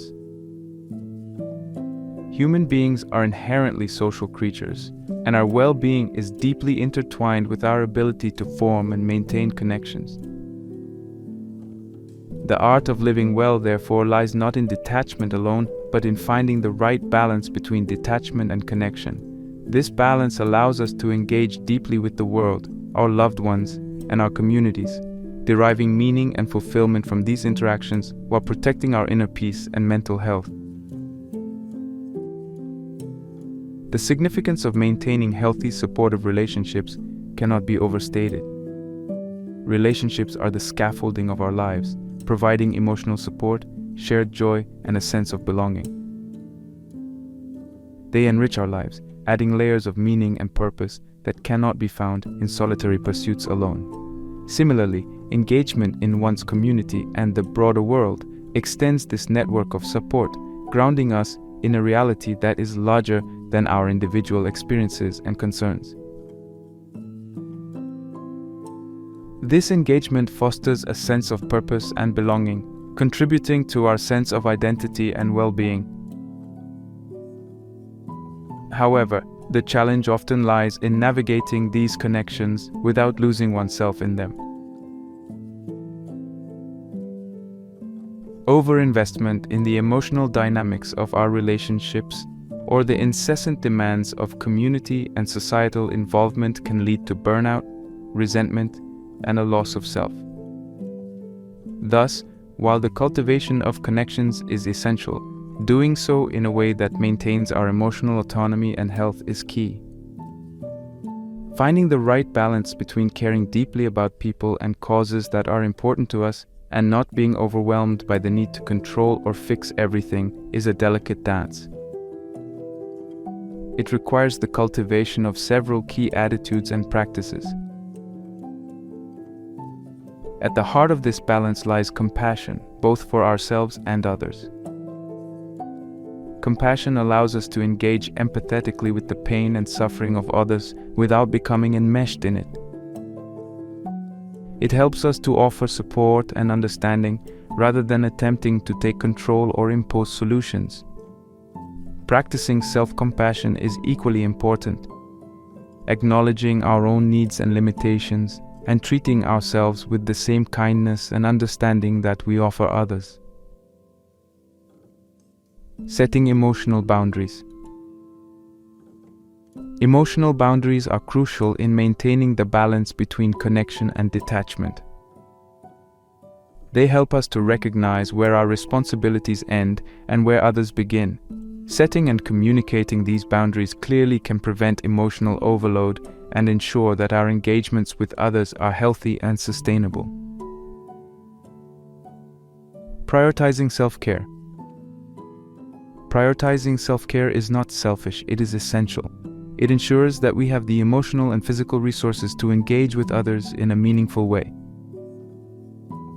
Self-care practices can vary widely, from ensuring adequate rest and exercise to engaging in hobbies and activities that replenish our spirits. By taking care of ourselves, we are better equipped to care for others. Acceptance. Acceptance plays a pivotal role in finding the balance between connection and detachment. It involves accepting that we cannot control everything in our relationships or the wider world. Acceptance allows us to let go of the need to fix every problem, recognizing that some situations are beyond our control or may not have immediate solutions. This acceptance frees us to offer support and presence without the added pressure of needing to resolve every issue. Engagement without attachment to outcome. Engaging deeply with people and causes while detaching from specific outcomes is a powerful way to maintain balance. It allows us to contribute our best efforts, knowing that the final result may not always align with our expectations. This detachment from outcomes helps to mitigate disappointment and frustration, allowing us to remain committed to our values and contributions, regardless of the immediate results. Balancing detachment with connection is an ongoing process, one that requires mindfulness, self-reflection, and a commitment to personal growth. It is about engaging with the world with an open heart and a clear mind, offering our support and presence without losing ourselves in the process. By cultivating this balance, we can build meaningful, supportive relationships and contribute to our communities in ways that are fulfilling and sustainable, enriching our lives and the lives of those around us.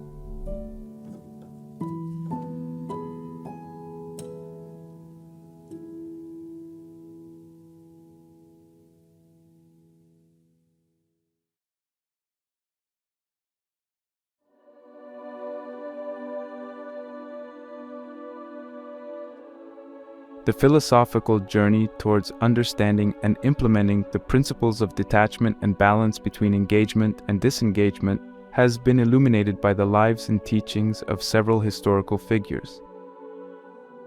These philosophers, through their lived experiences and profound insights, have contributed significantly to human thought on navigating life's complexities with grace and resilience. Reflecting on the lives of Seneca, Lao Tzu, Marcus Aurelius, and others, we find not only a testament to the power of their philosophies, but also practical blueprints for leading a balanced and fulfilling life. Lucius Seneca, a Stoic philosopher, statesman, and playwright, lived in one of the most tumultuous periods of Roman history, serving as an advisor to Emperor Nero. Amidst the political intrigue and personal challenges, Seneca's writings on Stoicism emphasize the importance of tranquility, virtue, and wisdom. He advocated for a life lived according to nature, urging individuals to focus on their inner lives and control over their reactions to external circumstances. Seneca's letters and essays are replete with advice on how to detach from the chaos of public life and the unpredictability of fortune. His teachings on the ephemerality of life and the importance of cherishing each moment underscore the Stoic belief in focusing on what truly matters, living a life of virtue and inner peace. Seneca's ability to maintain his composure and philosophical integrity, even in the face of death, epitomizes the power of detachment from external events and the cultivation of an inner sanctuary of calm and reason. Lao Tzu, the legendary figure associated with the founding of Taoism and the authorship of the Tao Te Ching, offers another perspective on the art of living harmoniously. His philosophy emphasizes the principles of naturalness, simplicity, and the power of yielding over force. Lao Tzu's teachings on Wu Wei, or non-action, encourage a form of engagement with life that is effortless and in tune with the Tao, the fundamental nature of the universe. This approach advocates for a detachment from rigidly imposed goals and the societal pressures that lead to unnecessary strife and complexity. Instead, it calls for an alignment with the natural flow of life, recognizing the impermanent and ever-changing nature of the world. Lao Tzu's wisdom teaches us the importance of letting go of our attachments to outcomes and the illusion of control, encouraging a deep connection to the world through a stance of openness and flexibility. His contributions to human thought lie in this profound understanding of how to live in harmony with the natural world and the transient nature of existence.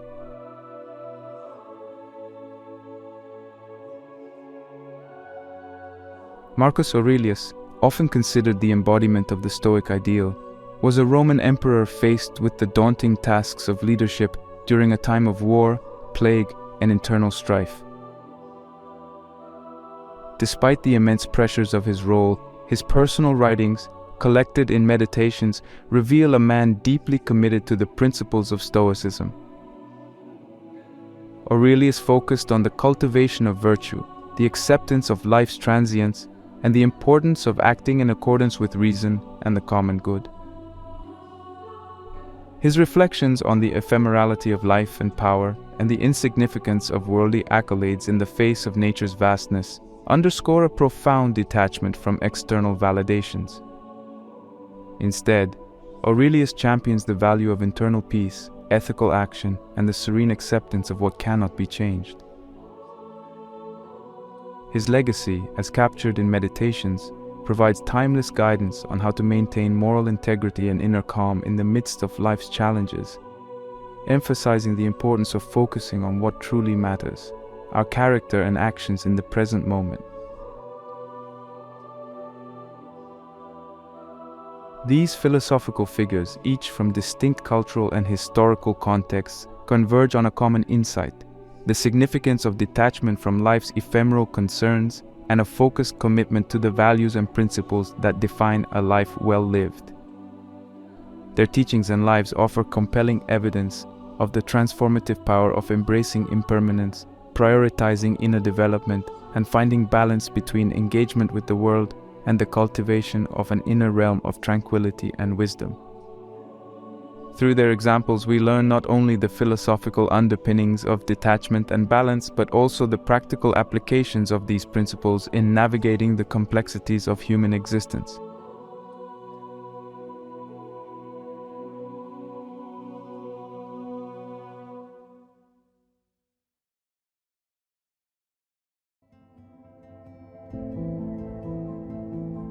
In this exploration of detachment, we've traversed the landscapes of philosophy, psychology, and practical wisdom to uncover the profound benefits of learning to care less about the external forces that drain us and more about the pursuits and connections that truly enrich our lives. We've delved into the Stoic resilience of Marcus Aurelius, the serene acceptance of Lao Tzu, and the reasoned tranquility of Seneca, drawing lessons from their lives and teachings on the value of focusing on what is within our control. We've dissected the psychological underpinnings of attachment and detachment, revealing how a healthy detachment can lead to lower stress levels, better decision-making capabilities, and an overall improved psychological well-being. Through practical steps like setting boundaries, focusing on personal growth, and embracing impermanence, we've outlined actionable strategies to achieve a balanced engagement with the world that fosters peace and fulfillment. As we draw this exploration to a close, I invite you to pause and reflect on your own journey with attachment and detachment. Consider this thought-provoking question: what might you achieve if you let go of the need to control the uncontrollable? Imagine the freedom, the peace, and the space for growth that could emerge from releasing the tight grip on the ephemeral, the external validations, and the unchangeable circumstances of life. As you move forward, remember that the journey towards healthier detachment and balance is not about disengaging from the world or severing the ties that bind us to others. It's about cultivating an inner sanctuary of peace and wisdom, from which we can engage with life's challenges and joys with a calm heart and a clear mind. It's about freeing ourselves to focus on what truly matters, allowing us to live more fully, love more freely, and contribute to the world with our unique gifts and talents. So I leave you with this message. Embrace the journey of detachment with courage and openness. Trust in the process of letting go, and be amazed at how much more you can hold on to when your hands are not clenched tightly, but open and ready to receive the abundance that life has to offer. Remember, the ultimate achievement is not in the accolades we collect, but in the peace we cultivate within ourselves and the love we share with the world.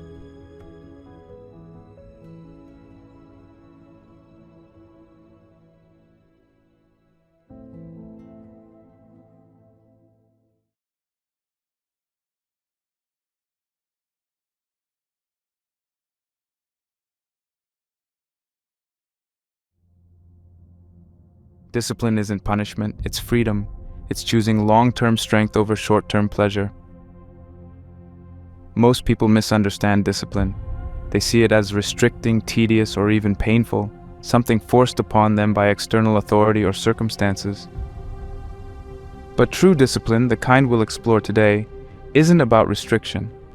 It's about mastering yourself so thoroughly that you're no longer enslaved by impulsive desires, fleeting emotions, or momentary temptations. Think about it. How many times have you regretted a decision made out of laziness, procrastination, or instant gratification? Every act of discipline you perform now is an investment that compounds over time, empowering you to build a life shaped by your own intentions rather than random impulses or external pressures. In our modern world, where distractions are constant and gratification is instant, the ability to maintain self-discipline is more critical than ever. We live in an age of relentless digital bombardment, notifications pulling us from tasks, apps engineered to addict us, and an endless cycle of consumption that can leave us exhausted and unfulfilled. Without discipline, we're easily swept away by these forces, drifting from one superficial pleasure to another without ever achieving deeper satisfaction. Discipline provides the anchor that keeps us rooted, focused, and clear-minded, guiding us toward meaningful achievements rather than temporary highs. It's the difference between spending hours scrolling aimlessly on your phone and investing the same time learning, training, or growing in a direction you truly value. Today we'll dive deeply into the philosophies and practical wisdom of two of history's greatest advocates of disciplined living, Marcus Aurelius and Miyamoto Musashi. Marcus Aurelius, the Stoic emperor of Rome, wasn't merely a powerful ruler but also a dedicated practitioner of rigorous self-reflection and self-control. His personal writings, known today as meditations, reveal a man constantly challenging himself to rise above impulses and emotions, focusing instead on reason, duty, and inner strength. His philosophy teaches that external circumstances don't control us unless we allow them to. He believed that by mastering our reactions and embracing discipline, we attain freedom, the ultimate power over our lives. Miyamoto Musashi, on the other hand, was a legendary samurai from 17th century Japan whose discipline became legendary through his deeds. A skilled swordsman undefeated in over 60 duels, Musashi didn't rely solely on physical prowess, but on extraordinary mental discipline. His celebrated work, The Book of Five Rings, outlines the mindset of a warrior who sees every moment as an opportunity to train, improve, and perfect himself. Musashi emphasizes that discipline isn't merely about routine or rigidity, but about constantly refining your mind, skills, and spirit until your actions become effortless. It's a relentless pursuit of mastery, where discipline becomes a path rather than just a practice. Both Aurelius and Musashi lived in vastly different worlds, yet their message about self-discipline aligns powerfully. They teach us that discipline isn't about restricting our freedom, rather it is the gateway to real freedom, clarity, and personal excellence. By embracing their wisdom, you'll see how discipline can radically change your perspective and your daily life. will explore these timeless secrets and provide practical guidance to help you apply ruthless self-discipline in your own modern context. Whether you seek greater success, deeper fulfillment, or simply more control over your daily habits and decisions, understanding the disciplined mindset of these legendary figures will guide you toward becoming the strongest and freest version of yourself.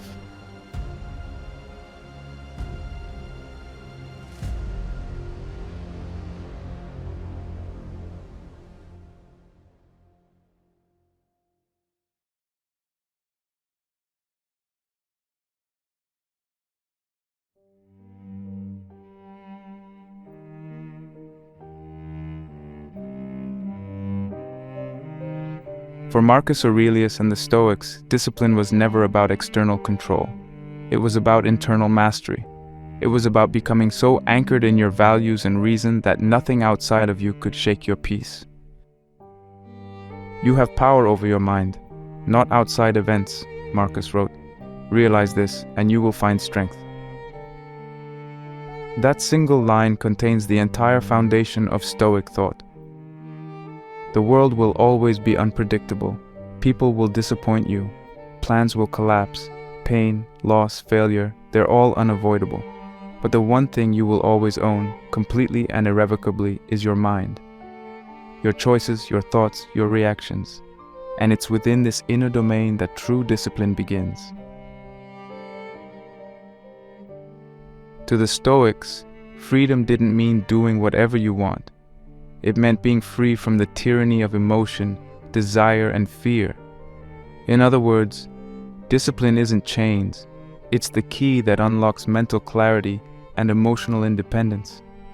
And that starts with a shift in perspective. You don't control what happens to you, but you absolutely control how you interpret and respond to it.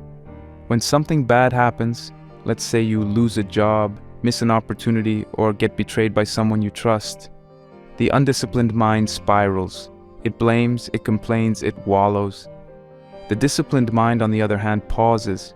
It asks, what can I do with this? How can I grow from this? That mental pivot is the essence of Stoicism and the gateway to real power. Discipline, then, becomes a kind of inner compass. It points you toward what matters, regardless of what the world throws your way. When you're disciplined, you're no longer at the mercy of your environment. You're no longer reactive. You begin to act instead of being acted upon. This is why Marcus Aurelius journaled every morning and night. He wasn't writing for show. He was training his mind to stay in control, to face the chaos of being an emperor and a man with a kind of stillness most people never reach. He was reminding himself daily, this is what I can control. This is what I must let go of. In your own life, you may not rule an empire, but the same principle applies. Maybe you feel overwhelmed by things outside of your control, your job, your finances, your relationships, or even global events. The Stoic response is not to surrender to helplessness, but to double down on the one thing you do control: yourself, your habits, your focus, your attitude. That's where discipline lives. Take something as simple as a morning routine. Waking up early, avoiding your phone first thing, drinking water, exercising, or journaling. These might seem like small actions, but they are radical acts of self-discipline in a world that rewards passivity. When you consistently wake up on your terms, not because you have to, but because you choose to, you're reclaiming control. That's freedom. You're not a slave to the snooze button or to external obligations. You're asserting your will. The same goes for fitness. Every time you move your body when you don't feel like it, you're proving that your higher self, not your cravings or laziness, is in charge. Even with money, discipline transforms everything. Financial discipline isn't about deprivation, it's about sovereignty. When you budget, when you save, when you live below your means, you're creating space between you and desperation. You're freeing yourself from debt, from anxiety, from the constant chase. That's Stoic. That's power, and it all starts with simple daily actions that align with your values instead of your moods. The truth is, life without discipline feels free on the surface, but underneath, it's chaos. You eat whatever you want, spend impulsively, scroll endlessly, and it feels good for a moment. But later, you feel lost, scattered, anxious. Discipline flips that. It asks you to delay gratification in the short term, but in exchange, it gives you peace, confidence, and control over your future. It's delayed pleasure for lasting fulfillment. The best part is, you don't need to do everything at once. Stoicism teaches that control is built moment by moment, decision by decision. Start with one area of your life. Ask yourself, where am I letting external circumstances dictate my inner state? Where am I giving away my power? Maybe it's how you react when plans change. Maybe it's how you respond to criticism. Maybe it's your morning, your money, or your screen time. Pick one and apply discipline ruthlessly, not to punish yourself, but to liberate yourself. Because the truth is, you are always training your mind, whether you realize it or not. You're either training it to obey your values or to obey your impulses. You're either moving toward freedom or toward dependency. And in a world full of noise, distraction, and indulgence, self-discipline isn't just a virtue, it's a rebellion. A quiet rebellion against everything that wants to pull you away from your highest self. So let Marcus's words echo in your mind the next time you're tempted to quit, complain, or escape. You have power over your mind, not outside events. Realize this, and you will find strength. Let that be your compass. Let that be your standard. And remember, every disciplined choice you make is a brick in the foundation of a life you fully control. A life guided not by chaos but by clarity. Not by chance but by character. That is Stoic discipline. That is real freedom.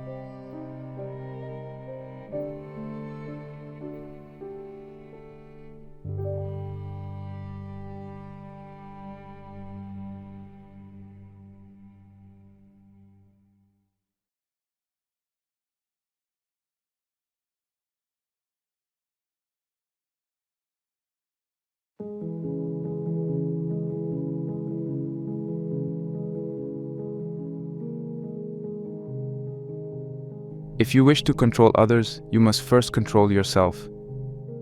These words from Miyamoto Musashi aren't just the advice of a warrior. They are a universal principle for anyone who wants to live with strength, clarity, and purpose. Because before you can lead others, succeed in your craft, or rise to any challenge in life, you have to first do battle with your own inner chaos. Musashi understood that the greatest war is not with the world, but with the self, the part of you that wants to quit, that wants comfort, that resists effort, that fears failure. And he believed that the only way to overcome that internal resistance was through relentless, consistent, disciplined training. Master yourself or be mastered. There is no middle ground. Miyamoto Musashi wasn't a philosopher in the traditional sense. He didn't write long meditations like Marcus Aurelius, but he lived his philosophy, and the Book of Five Rings, his manual on strategy and life, is a product of pure lived discipline. Musashi was born in 1584 in feudal Japan and became a swordsman at an incredibly young age. By 13, he had already fought and won his first duel. By the end of his life, he was undefeated in over 60 duels, often against the most skilled and deadly warriors of his time. But his victories weren't about brute strength or flashy techniques. They were the result of thousands of hours of disciplined practice, observation, and inner reflection. He trained alone, lived simply, and focused obsessively on mastering not just the sword, but himself.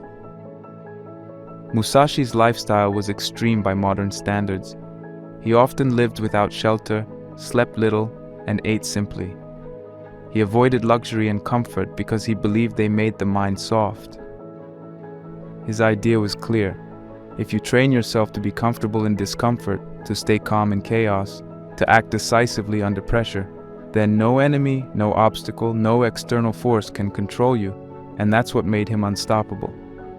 He didn't rely on the external world to give him strength. His strength came from within. Now, most of us aren't going to become wandering swordsmen.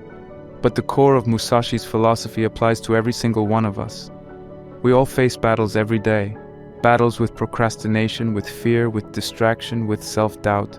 Musashi's life shows us that the only way to win these battles is through consistency, through small, repeated acts of discipline. It's not about dramatic transformations or once-in-a-while effort. It's about showing up every single day and doing the work, even when it's boring, even when no one is watching.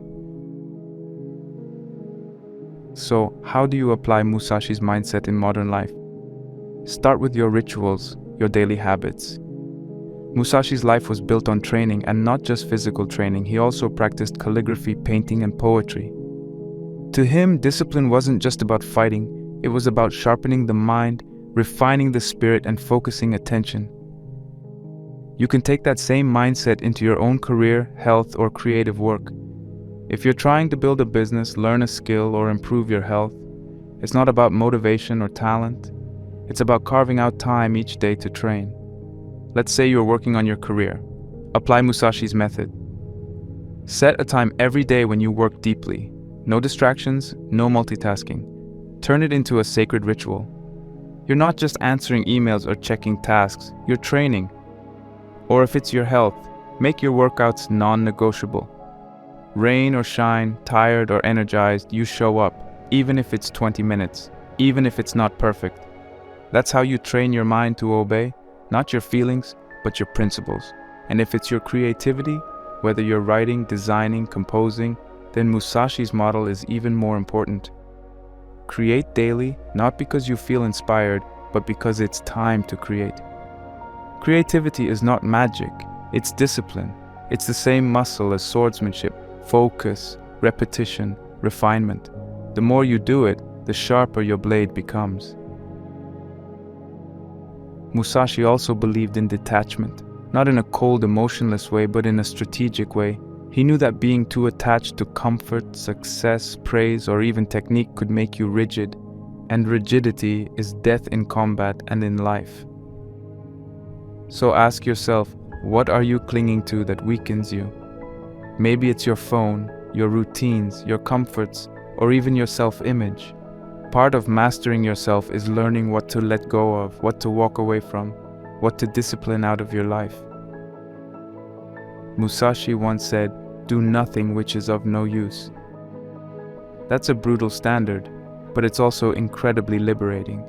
Imagine stripping your life down to only the useful, only the essential. What would that look like for you? Here's a practical way to start living like Musashi. Choose one habit, just one, something small but meaningful. Maybe it's waking up at the same time every day. Maybe it's writing for 30 minutes. Maybe it's journaling or meditating. Whatever it is, commit to it for the next 30 days, not as a challenge, not as an experiment, but as a test of your self-mastery. Don't wait for the perfect moment. Don't negotiate with yourself. Just do it every single day and watch what happens. Because the real power of Musashi's method is that it builds something invisible. Confidence. Not the fake, loud kind, but the quiet, immovable kind that comes from knowing you can rely on yourself. That you'll show up, rain or shine. That you can do hard things. That you are not ruled by mood or circumstance. That you are the master of your own life. Master yourself or be mastered. That's the choice Musashi offers us. It's simple, but not easy. It requires discomfort. It requires sacrifice. But it also offers something priceless in return: strength, clarity, and freedom. Not someday, but now, in every decision you make. So what's your next move? What's the one habit you'll master starting today? Because this isn't just a philosophy for warriors. It's a philosophy for anyone who's tired of being controlled by distractions, by fear, by impulses, and is ready to reclaim control through discipline. One choice at a time, one day at a time, one habit at a time.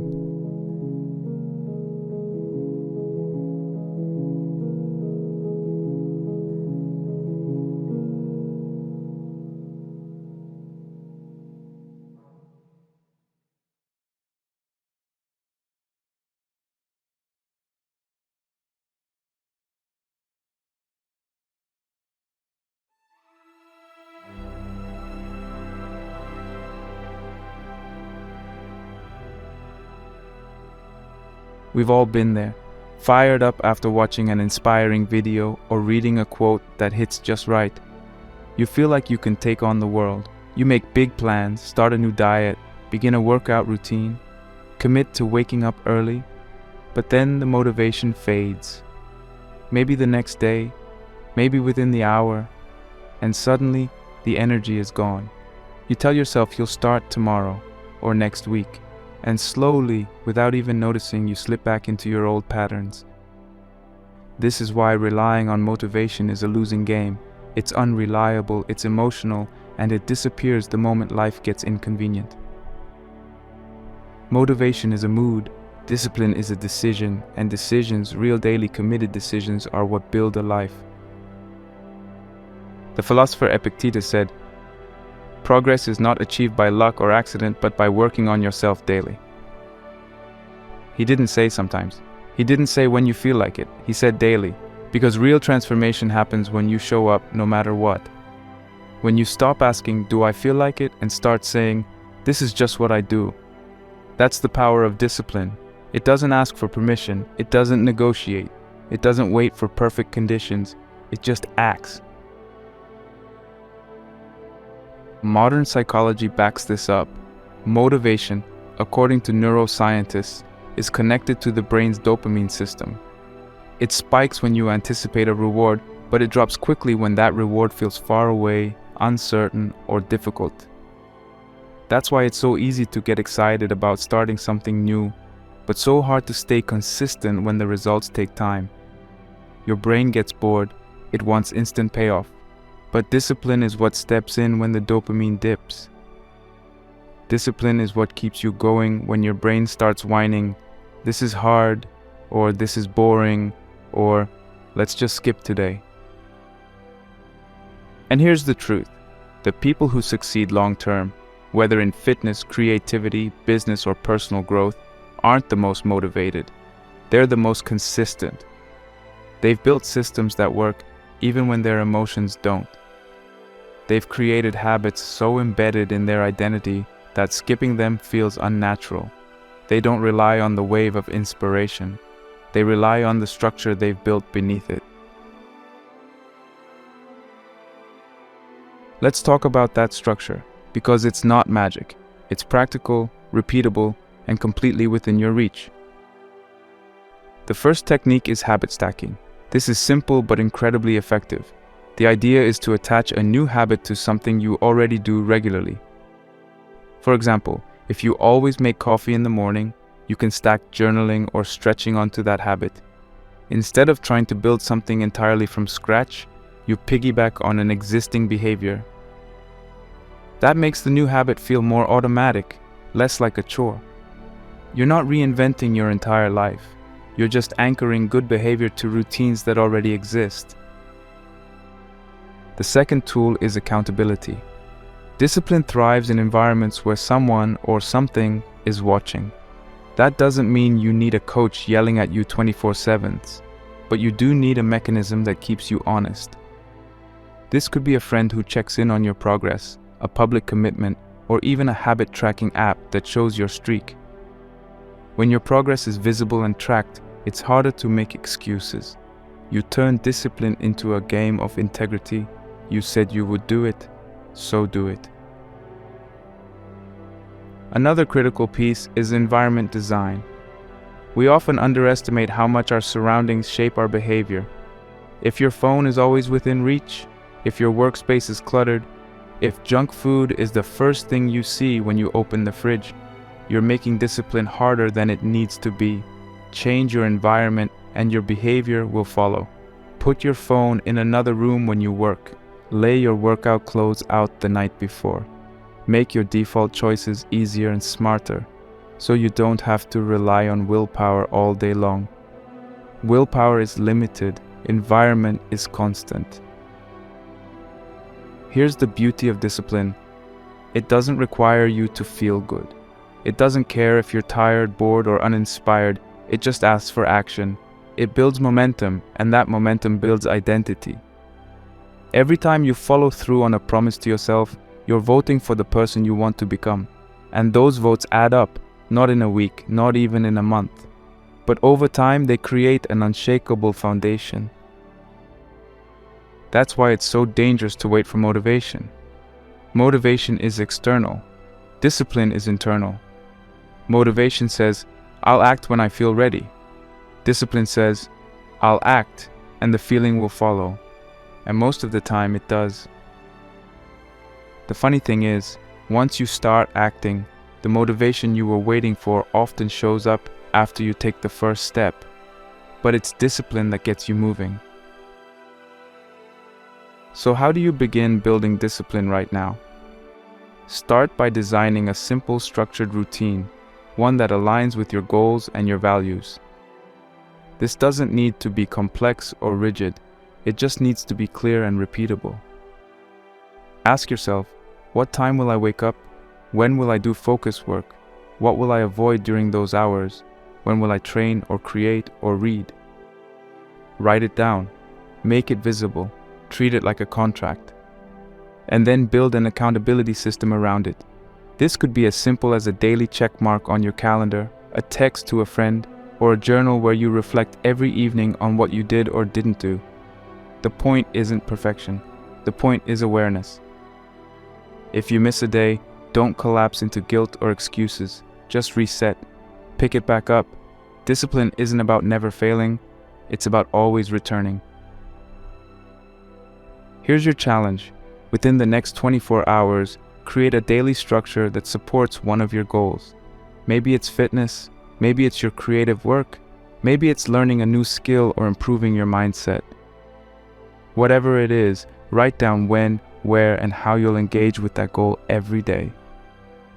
Make it specific, make it visible, and then stick to it.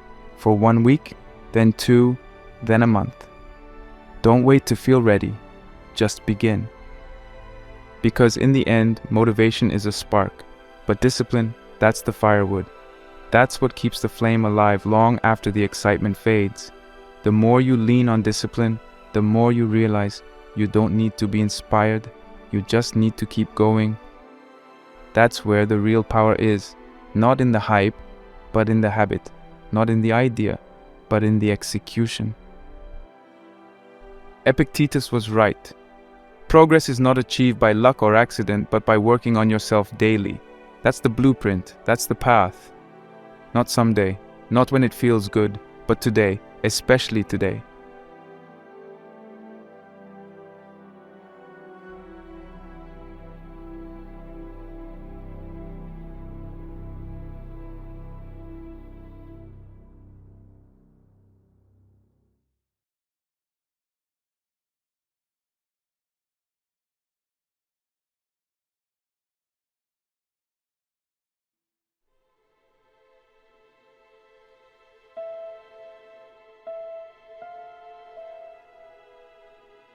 You can't control the world, but you can control how you see it.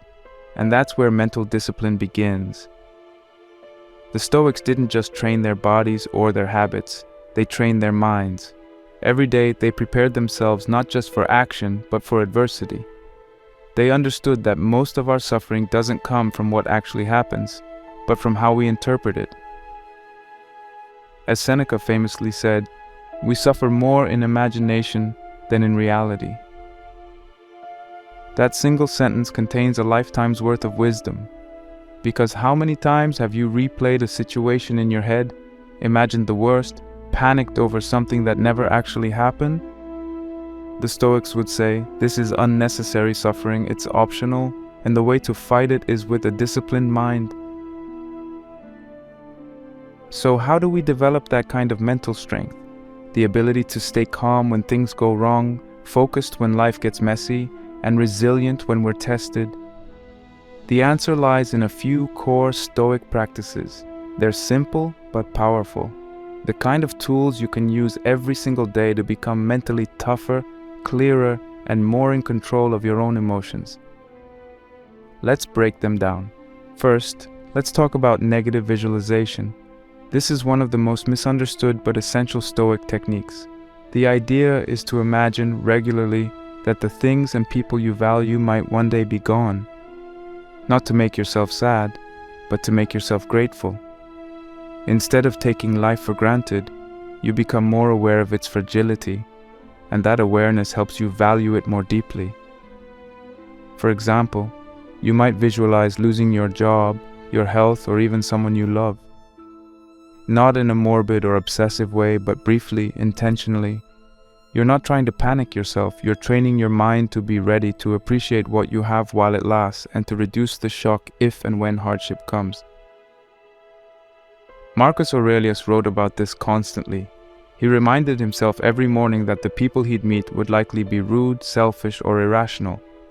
He wasn't being cynical, he was being realistic, and by mentally preparing for that reality, he trained himself to respond with patience instead of anger. That's negative visualization at work. You expect discomfort, so you're never thrown off by it.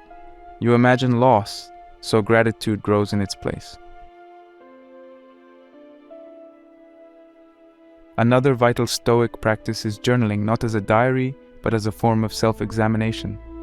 Marcus Aurelius's Meditations is essentially a journal.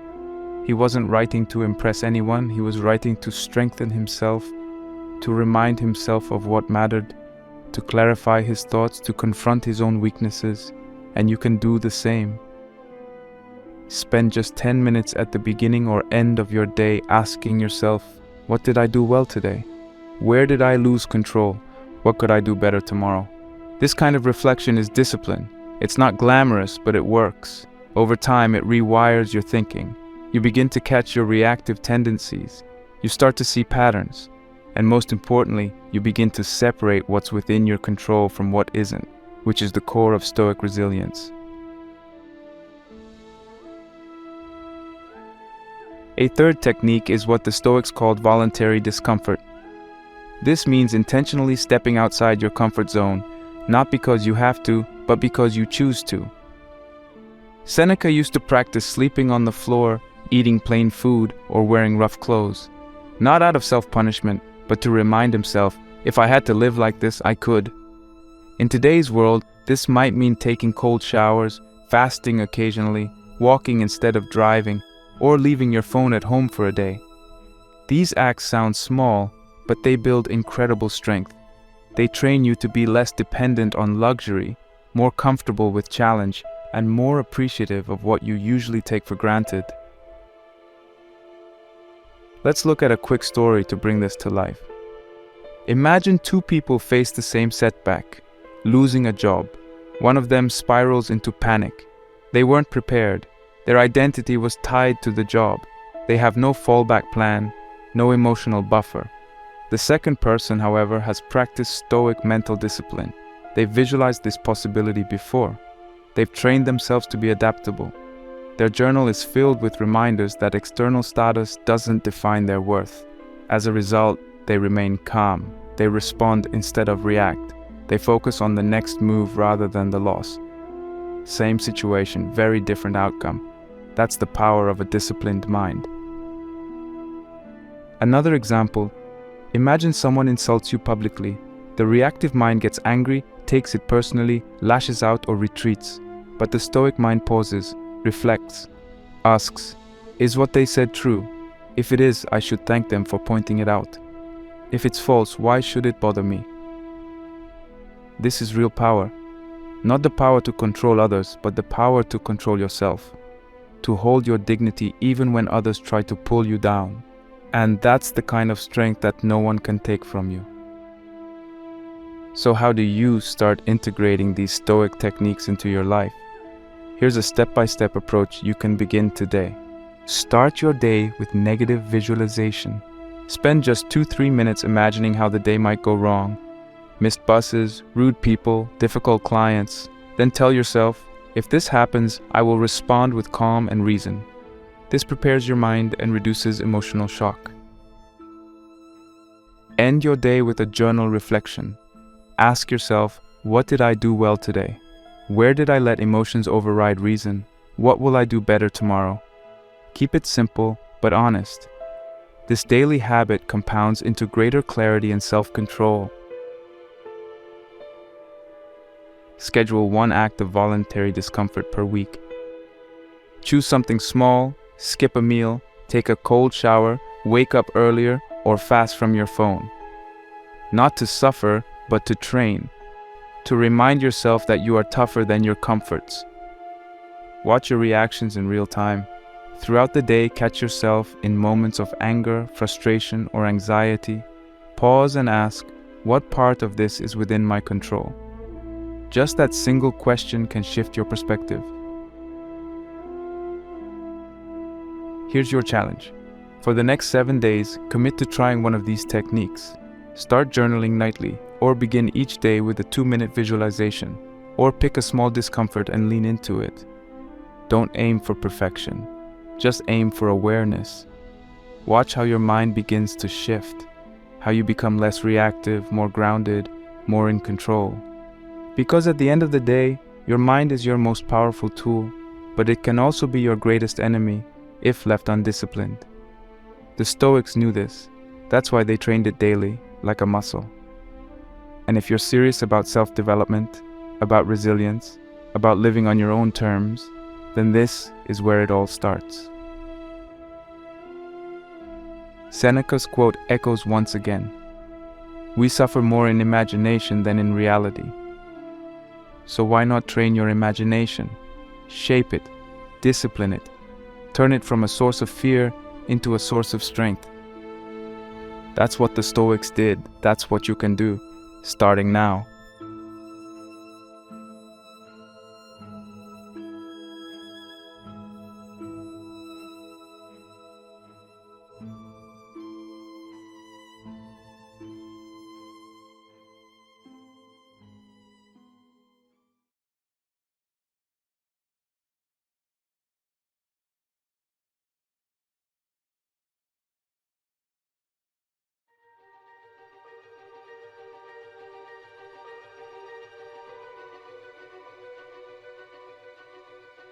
If there is one truth that Stoics and samurai shared without hesitation, it's this.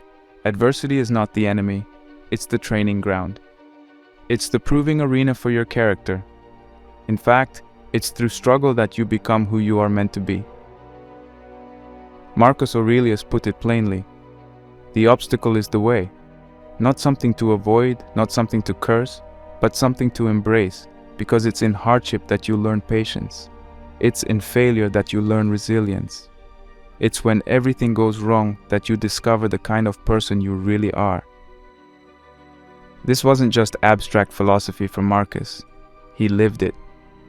As Roman emperor during one of the most difficult periods in Rome's history, he was under relentless pressure. During his reign, the empire faced multiple plagues, constant warfare on its borders, famine, natural disasters, and betrayal from within. He lost children, close friends, and battled sickness himself. And yet, through all of it, he kept writing. He kept thinking. He kept leading.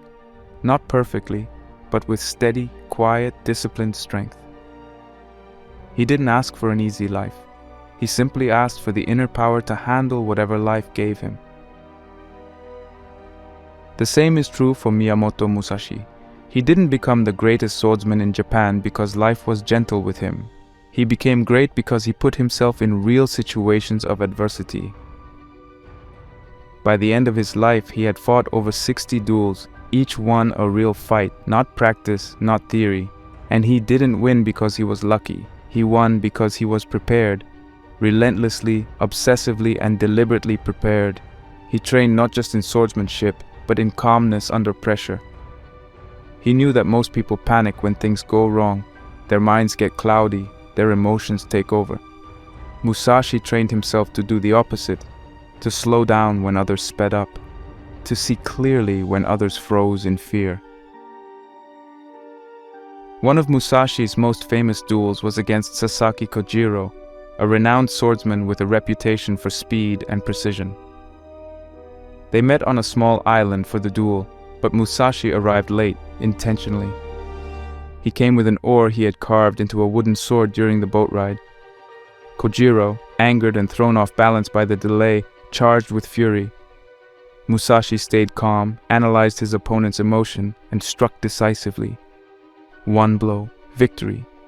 It wasn't brute strength, it wasn't clever trickery, it was mental discipline in action. He used his opponent's emotional reaction against him. That was Musashi's genius. His discipline allowed him to stay cool, strategic, and unshaken, even in a fight to the death. What both Marcus and Musashi understood is that adversity reveals your training. When things are going well, it's easy to talk about mindset, philosophy, and discipline. But when your plans collapse, when pressure hits, when life throws a punch you didn't expect, that's when it counts. That's when all the inner work either shows up or disappears. So here's the shift we all need to make. Stop wishing life was easier. Start training to be stronger. The Stoics didn't pray for perfect circumstances. They trained for any circumstances. Musashi didn't hope his enemies would be weak. He trained so that even against the best, he could remain calm and sharp. That's the mindset we all need today. Whether you're trying to build a business, recover from failure, deal with heartbreak, or face health issues, you don't control the storm. You do control how well you're prepared for it. And preparation doesn't have to be dramatic. It starts with your mindset. When something uncomfortable shows up, a delay, a rejection, a betrayal, don't complain. Ask, what is this here to teach me? That question changes everything. Suddenly, the obstacle isn't an interruption, it's an invitation. A chance to become more patient, more disciplined, more focused. If someone criticizes you unfairly, instead of reacting emotionally, ask, can I learn to stay composed? Can I use this to sharpen my emotional control? That's Stoic training. If a project fails, don't spiral. Ask, where did I go wrong? How can I come back smarter and stronger? You don't have to fight duels or lead an empire to apply this. Life hands you training opportunities every day. An unexpected bill? That's a chance to practice financial discipline. A long line at the store? That's patience training. Someone cuts you off in traffic? Emotional control practice. No one needs to see you react calmly, but you will know, and every time you do it, your mind gets stronger, just like a muscle. And over time, that strength becomes natural. You don't need to fake calm, you become calm. You don't need to force resilience, you are resilient. But you have to be intentional. You can't wait until the crisis hits to start thinking like this. That's like trying to learn swordsmanship in the middle of a battle. You need to build the mindset now, during ordinary moments, so when extraordinary challenges come, you're ready. Here's a simple exercise to start with. Right now, list 3 personal obstacles you're facing. Maybe they're external, like debt, career setbacks, or relationship issues, or maybe they're internal, like self-doubt, laziness, or anxiety. Write them down, and for each one, answer this. How can I use this challenge to develop greater discipline? What can this difficulty teach me about persistence, patience, or problem solving? Then, create a disciplined action plan for each one. Not a dramatic plan, just a daily habit. Something small, repeatable, and clear. If your obstacle is poor health, your action might be 30 minutes of walking every morning. If your obstacle is anxiety, your action might be 10 minutes of journaling or breath work. If it's procrastination, maybe it's 90 minutes of focused work before checking your phone. Whatever it is, make it consistent. Don't wait for it to feel easy, just do it every day. That's how you build discipline through adversity. Because adversity isn't a curse, it's a crucible. It burns away weakness and reveals what's real. That's why Marcus said, the obstacle is the way. Not because he liked suffering, but because he understood that without obstacles, there is no growth. And Musashi? He didn't fear stronger opponents, he welcomed them, because with each challenge, he became sharper, faster, calmer. Life was his dojo. Every moment was practice. And the same is true for you. Don't wait for the perfect moment. Use this moment. Use your frustration, your setbacks, your challenges. Train with them. Respond to them with purpose. Because every time you face something hard with discipline, you move closer to mastery, closer to freedom. That's the path. That's the way. The obstacle is the way. And if you truly want to grow, don't run from the hard things. Walk straight into them with your head clear, your breath steady, and your discipline sharpened like a blade.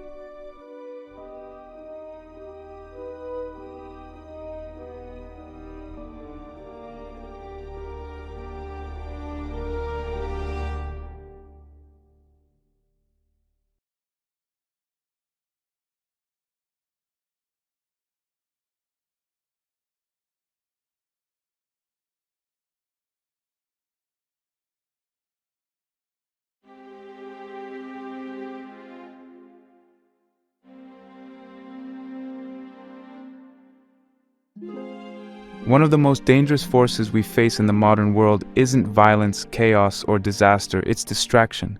Quiet, subtle, invisible, yet powerful enough to derail entire lives. You set a goal, you start a project, you make a promise to yourself. But then, a notification buzzes. You check your phone, you scroll for a few minutes, then a few more.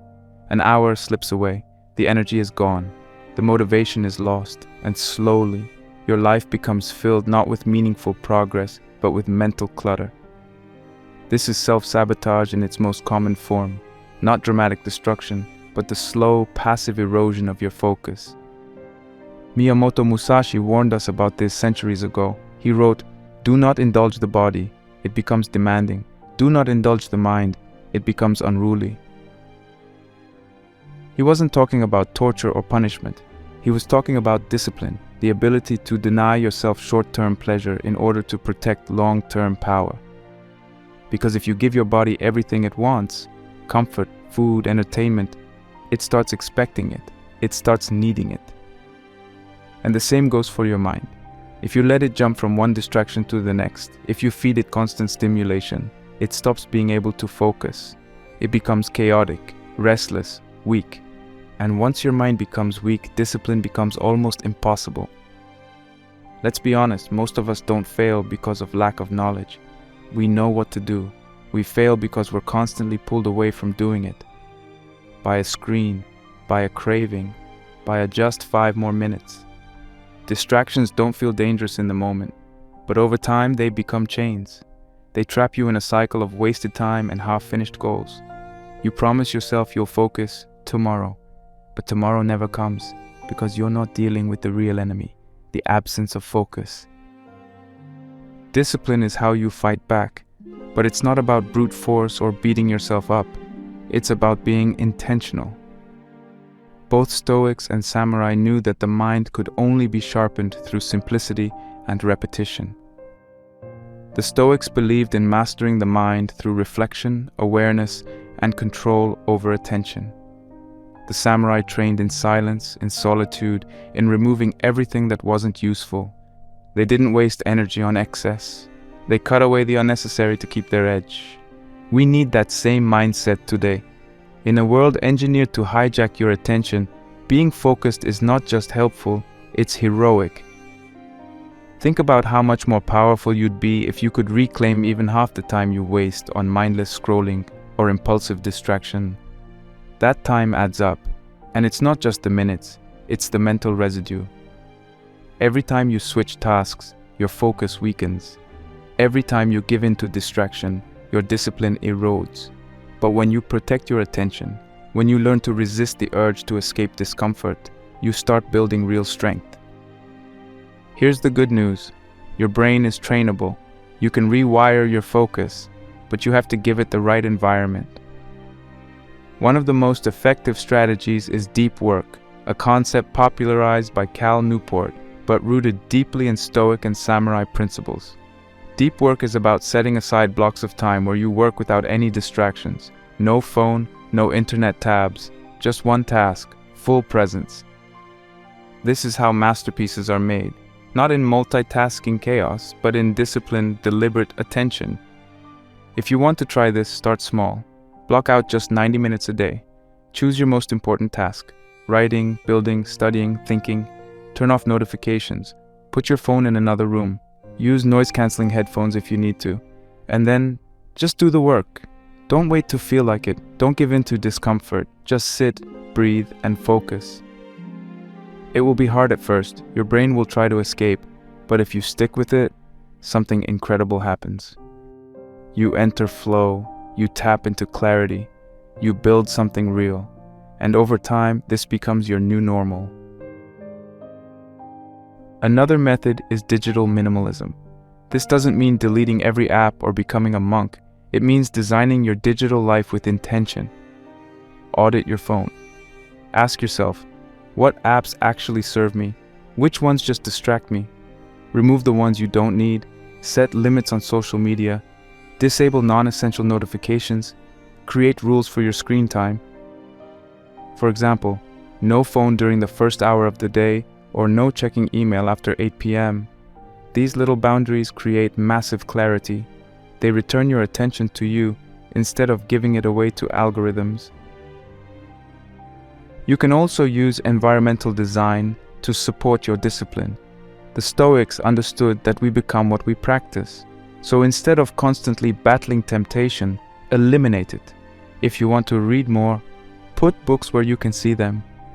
If you want to stop snacking, don't buy the junk food. If you want to meditate, create a space that invites calm. Structure your surroundings so that the easiest choice is the right one. That's not weakness, that's smart discipline. Temptations will never fully disappear, but you can make them easier to resist. One strategy is the 10-minute rule. When you feel the urge to check your phone, scroll, or quit a task, wait 10 minutes. Don't judge yourself. Just sit with the discomfort. Most of the time, the urge fades. You've trained your brain not to obey every impulse, and that's the win. Not perfection, but pause, awareness, control. Another powerful tool is creating a ritual of intentionality before doing anything important. Before you start a task, pause for 30 seconds. Breathe, set your intention. Ask, what am I about to do? Why does it matter? This small moment of clarity can prevent hours of unconscious distraction. The Stoics did this. They prepared their minds before battle, before conversation, before action. They knew, a disciplined mind begins with a deliberate thought. So here's your challenge. Try a digital detox day. One full day, no social media, no unnecessary screen time. Use your phone only for essential communication. Spend the rest of the day reading, thinking, writing, moving your body, or doing something that strengthens your mind. Notice how different you feel, how much more space your mind has, how much calmer your thoughts become. Even one day can reset your brain. And once you've done that, experiment with focused time blocks during your week. Carve out daily windows, 90 minutes, 2 hours, even just 45 minutes, where you give your full attention to something meaningful. Protect that time like a samurai protects his sword, because it is your sword. Your attention is your most powerful tool. Don't waste it on noise. Use it to build, to grow, to deepen your life. Remember what Musashi said, do not indulge the mind, it becomes unruly.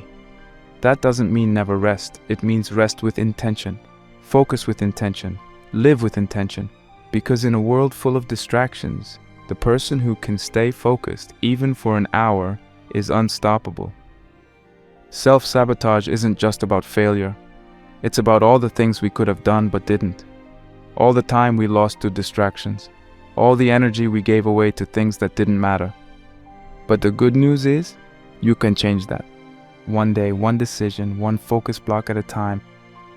So start today. Try the detox. Try the focus block. Start training your mind like a warrior. Because freedom doesn't come from giving in to every impulse. It comes from mastering them. That's the discipline. That's the way.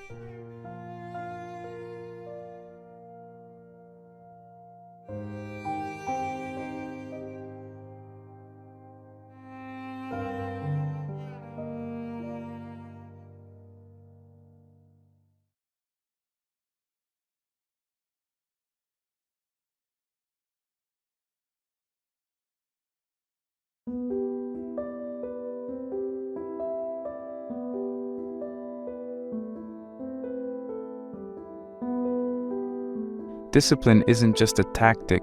It's not something you pull out only when things get tough. Real discipline, the kind that transforms your life, is a way of being.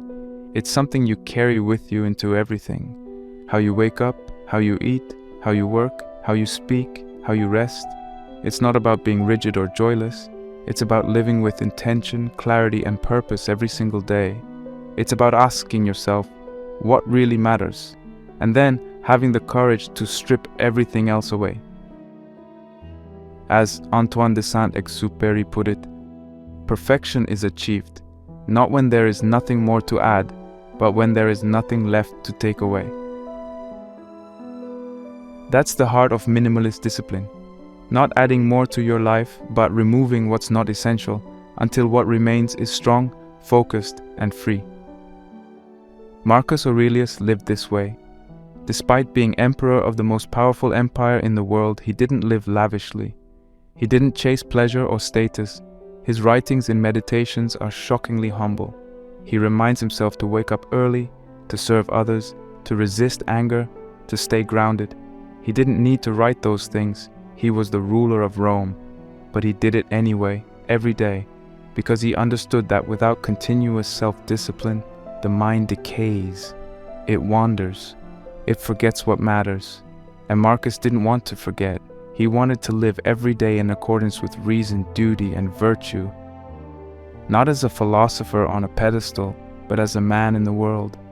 That's what makes his discipline so powerful. It wasn't abstract, it was daily. Miyamoto Musashi, too, embodied this philosophy in action. By the end of his life, he had given up everything unnecessary. He lived alone, trained constantly, and rejected comfort. Not because he hated pleasure, but because he understood that comfort dulls the blade. He wanted to stay sharp, focused, clear. His book, The Book of Five Rings, wasn't just about sword fighting, it was about life. He wrote about mindset, simplicity, and strategy, about approaching every moment with total presence and intention. His life was a masterpiece of minimalist discipline, and not because he had less, but because he needed less.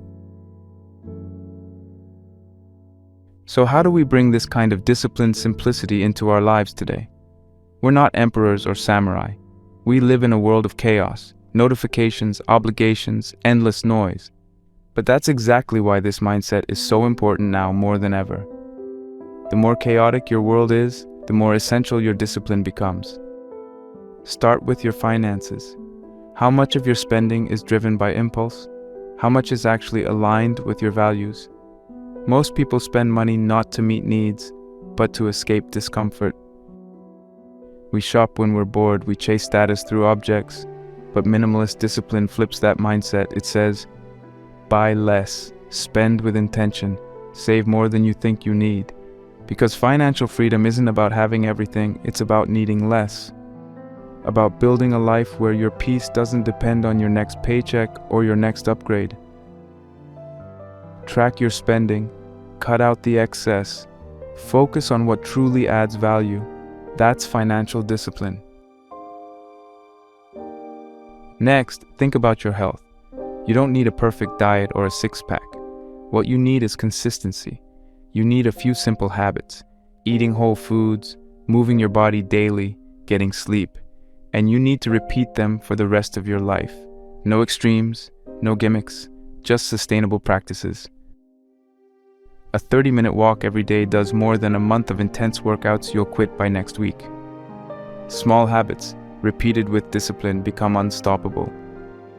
Musashi didn't become a master through a single burst of effort. He practiced endlessly.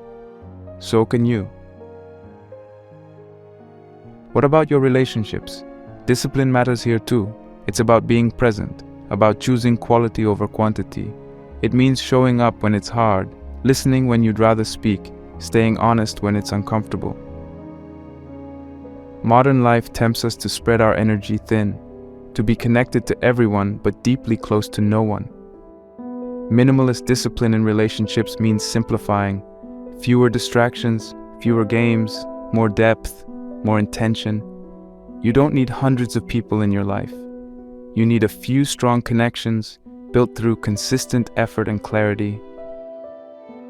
And then there's your mental space, your time, your attention. This is where minimalist discipline shines brightest. Most people fill their days with noise, emails, podcasts, social media, background chatter. They don't realize that attention is a finite resource. Every time you give it away to something meaningless, you rob yourself of clarity. Try this. Simplify your inputs. Unsubscribe from junk. Delete the apps that don't serve you. Stop scrolling endlessly. Create pockets of silence in your day. Let your mind breathe, because when you quiet the noise, your real thoughts come through. Your real priorities become visible. Now, a lot of people hear this and worry about burnout. They think discipline means working 16 hours a day, grinding non-stop, pushing themselves to the edge. That's not what we're talking about here. Sustainable discipline is different. It's not about intensity. It's about rhythm, about knowing when to push and when to rest, when to say yes and when to walk away. Aurelius rested. Musashi meditated and painted. They understood that a disciplined life includes recovery. So don't burn yourself out. Build a balanced system. Make room for rest, for joy, for reflection. Just make sure those moments are intentional, not escapes, but part of your rhythm. Think of discipline not as a restriction, but as a form of love. You brush your teeth every day, not because it's exciting, but because you care about your long-term health. You budget not because you hate money, but because you respect your future. You train your body not out of vanity, but out of self-respect. Every disciplined act is a way of saying, I'm building something that lasts. And the more you repeat those acts, the more natural they become. Eventually, you don't even think about them. They just are. Here's your call to action. Choose one major area of your life to simplify and discipline. Just one. Maybe it's your morning routine, your phone usage, your eating habits, your spending. Pick the one that feels most out of alignment right now, the one that creates the most friction, and apply minimalist discipline to it.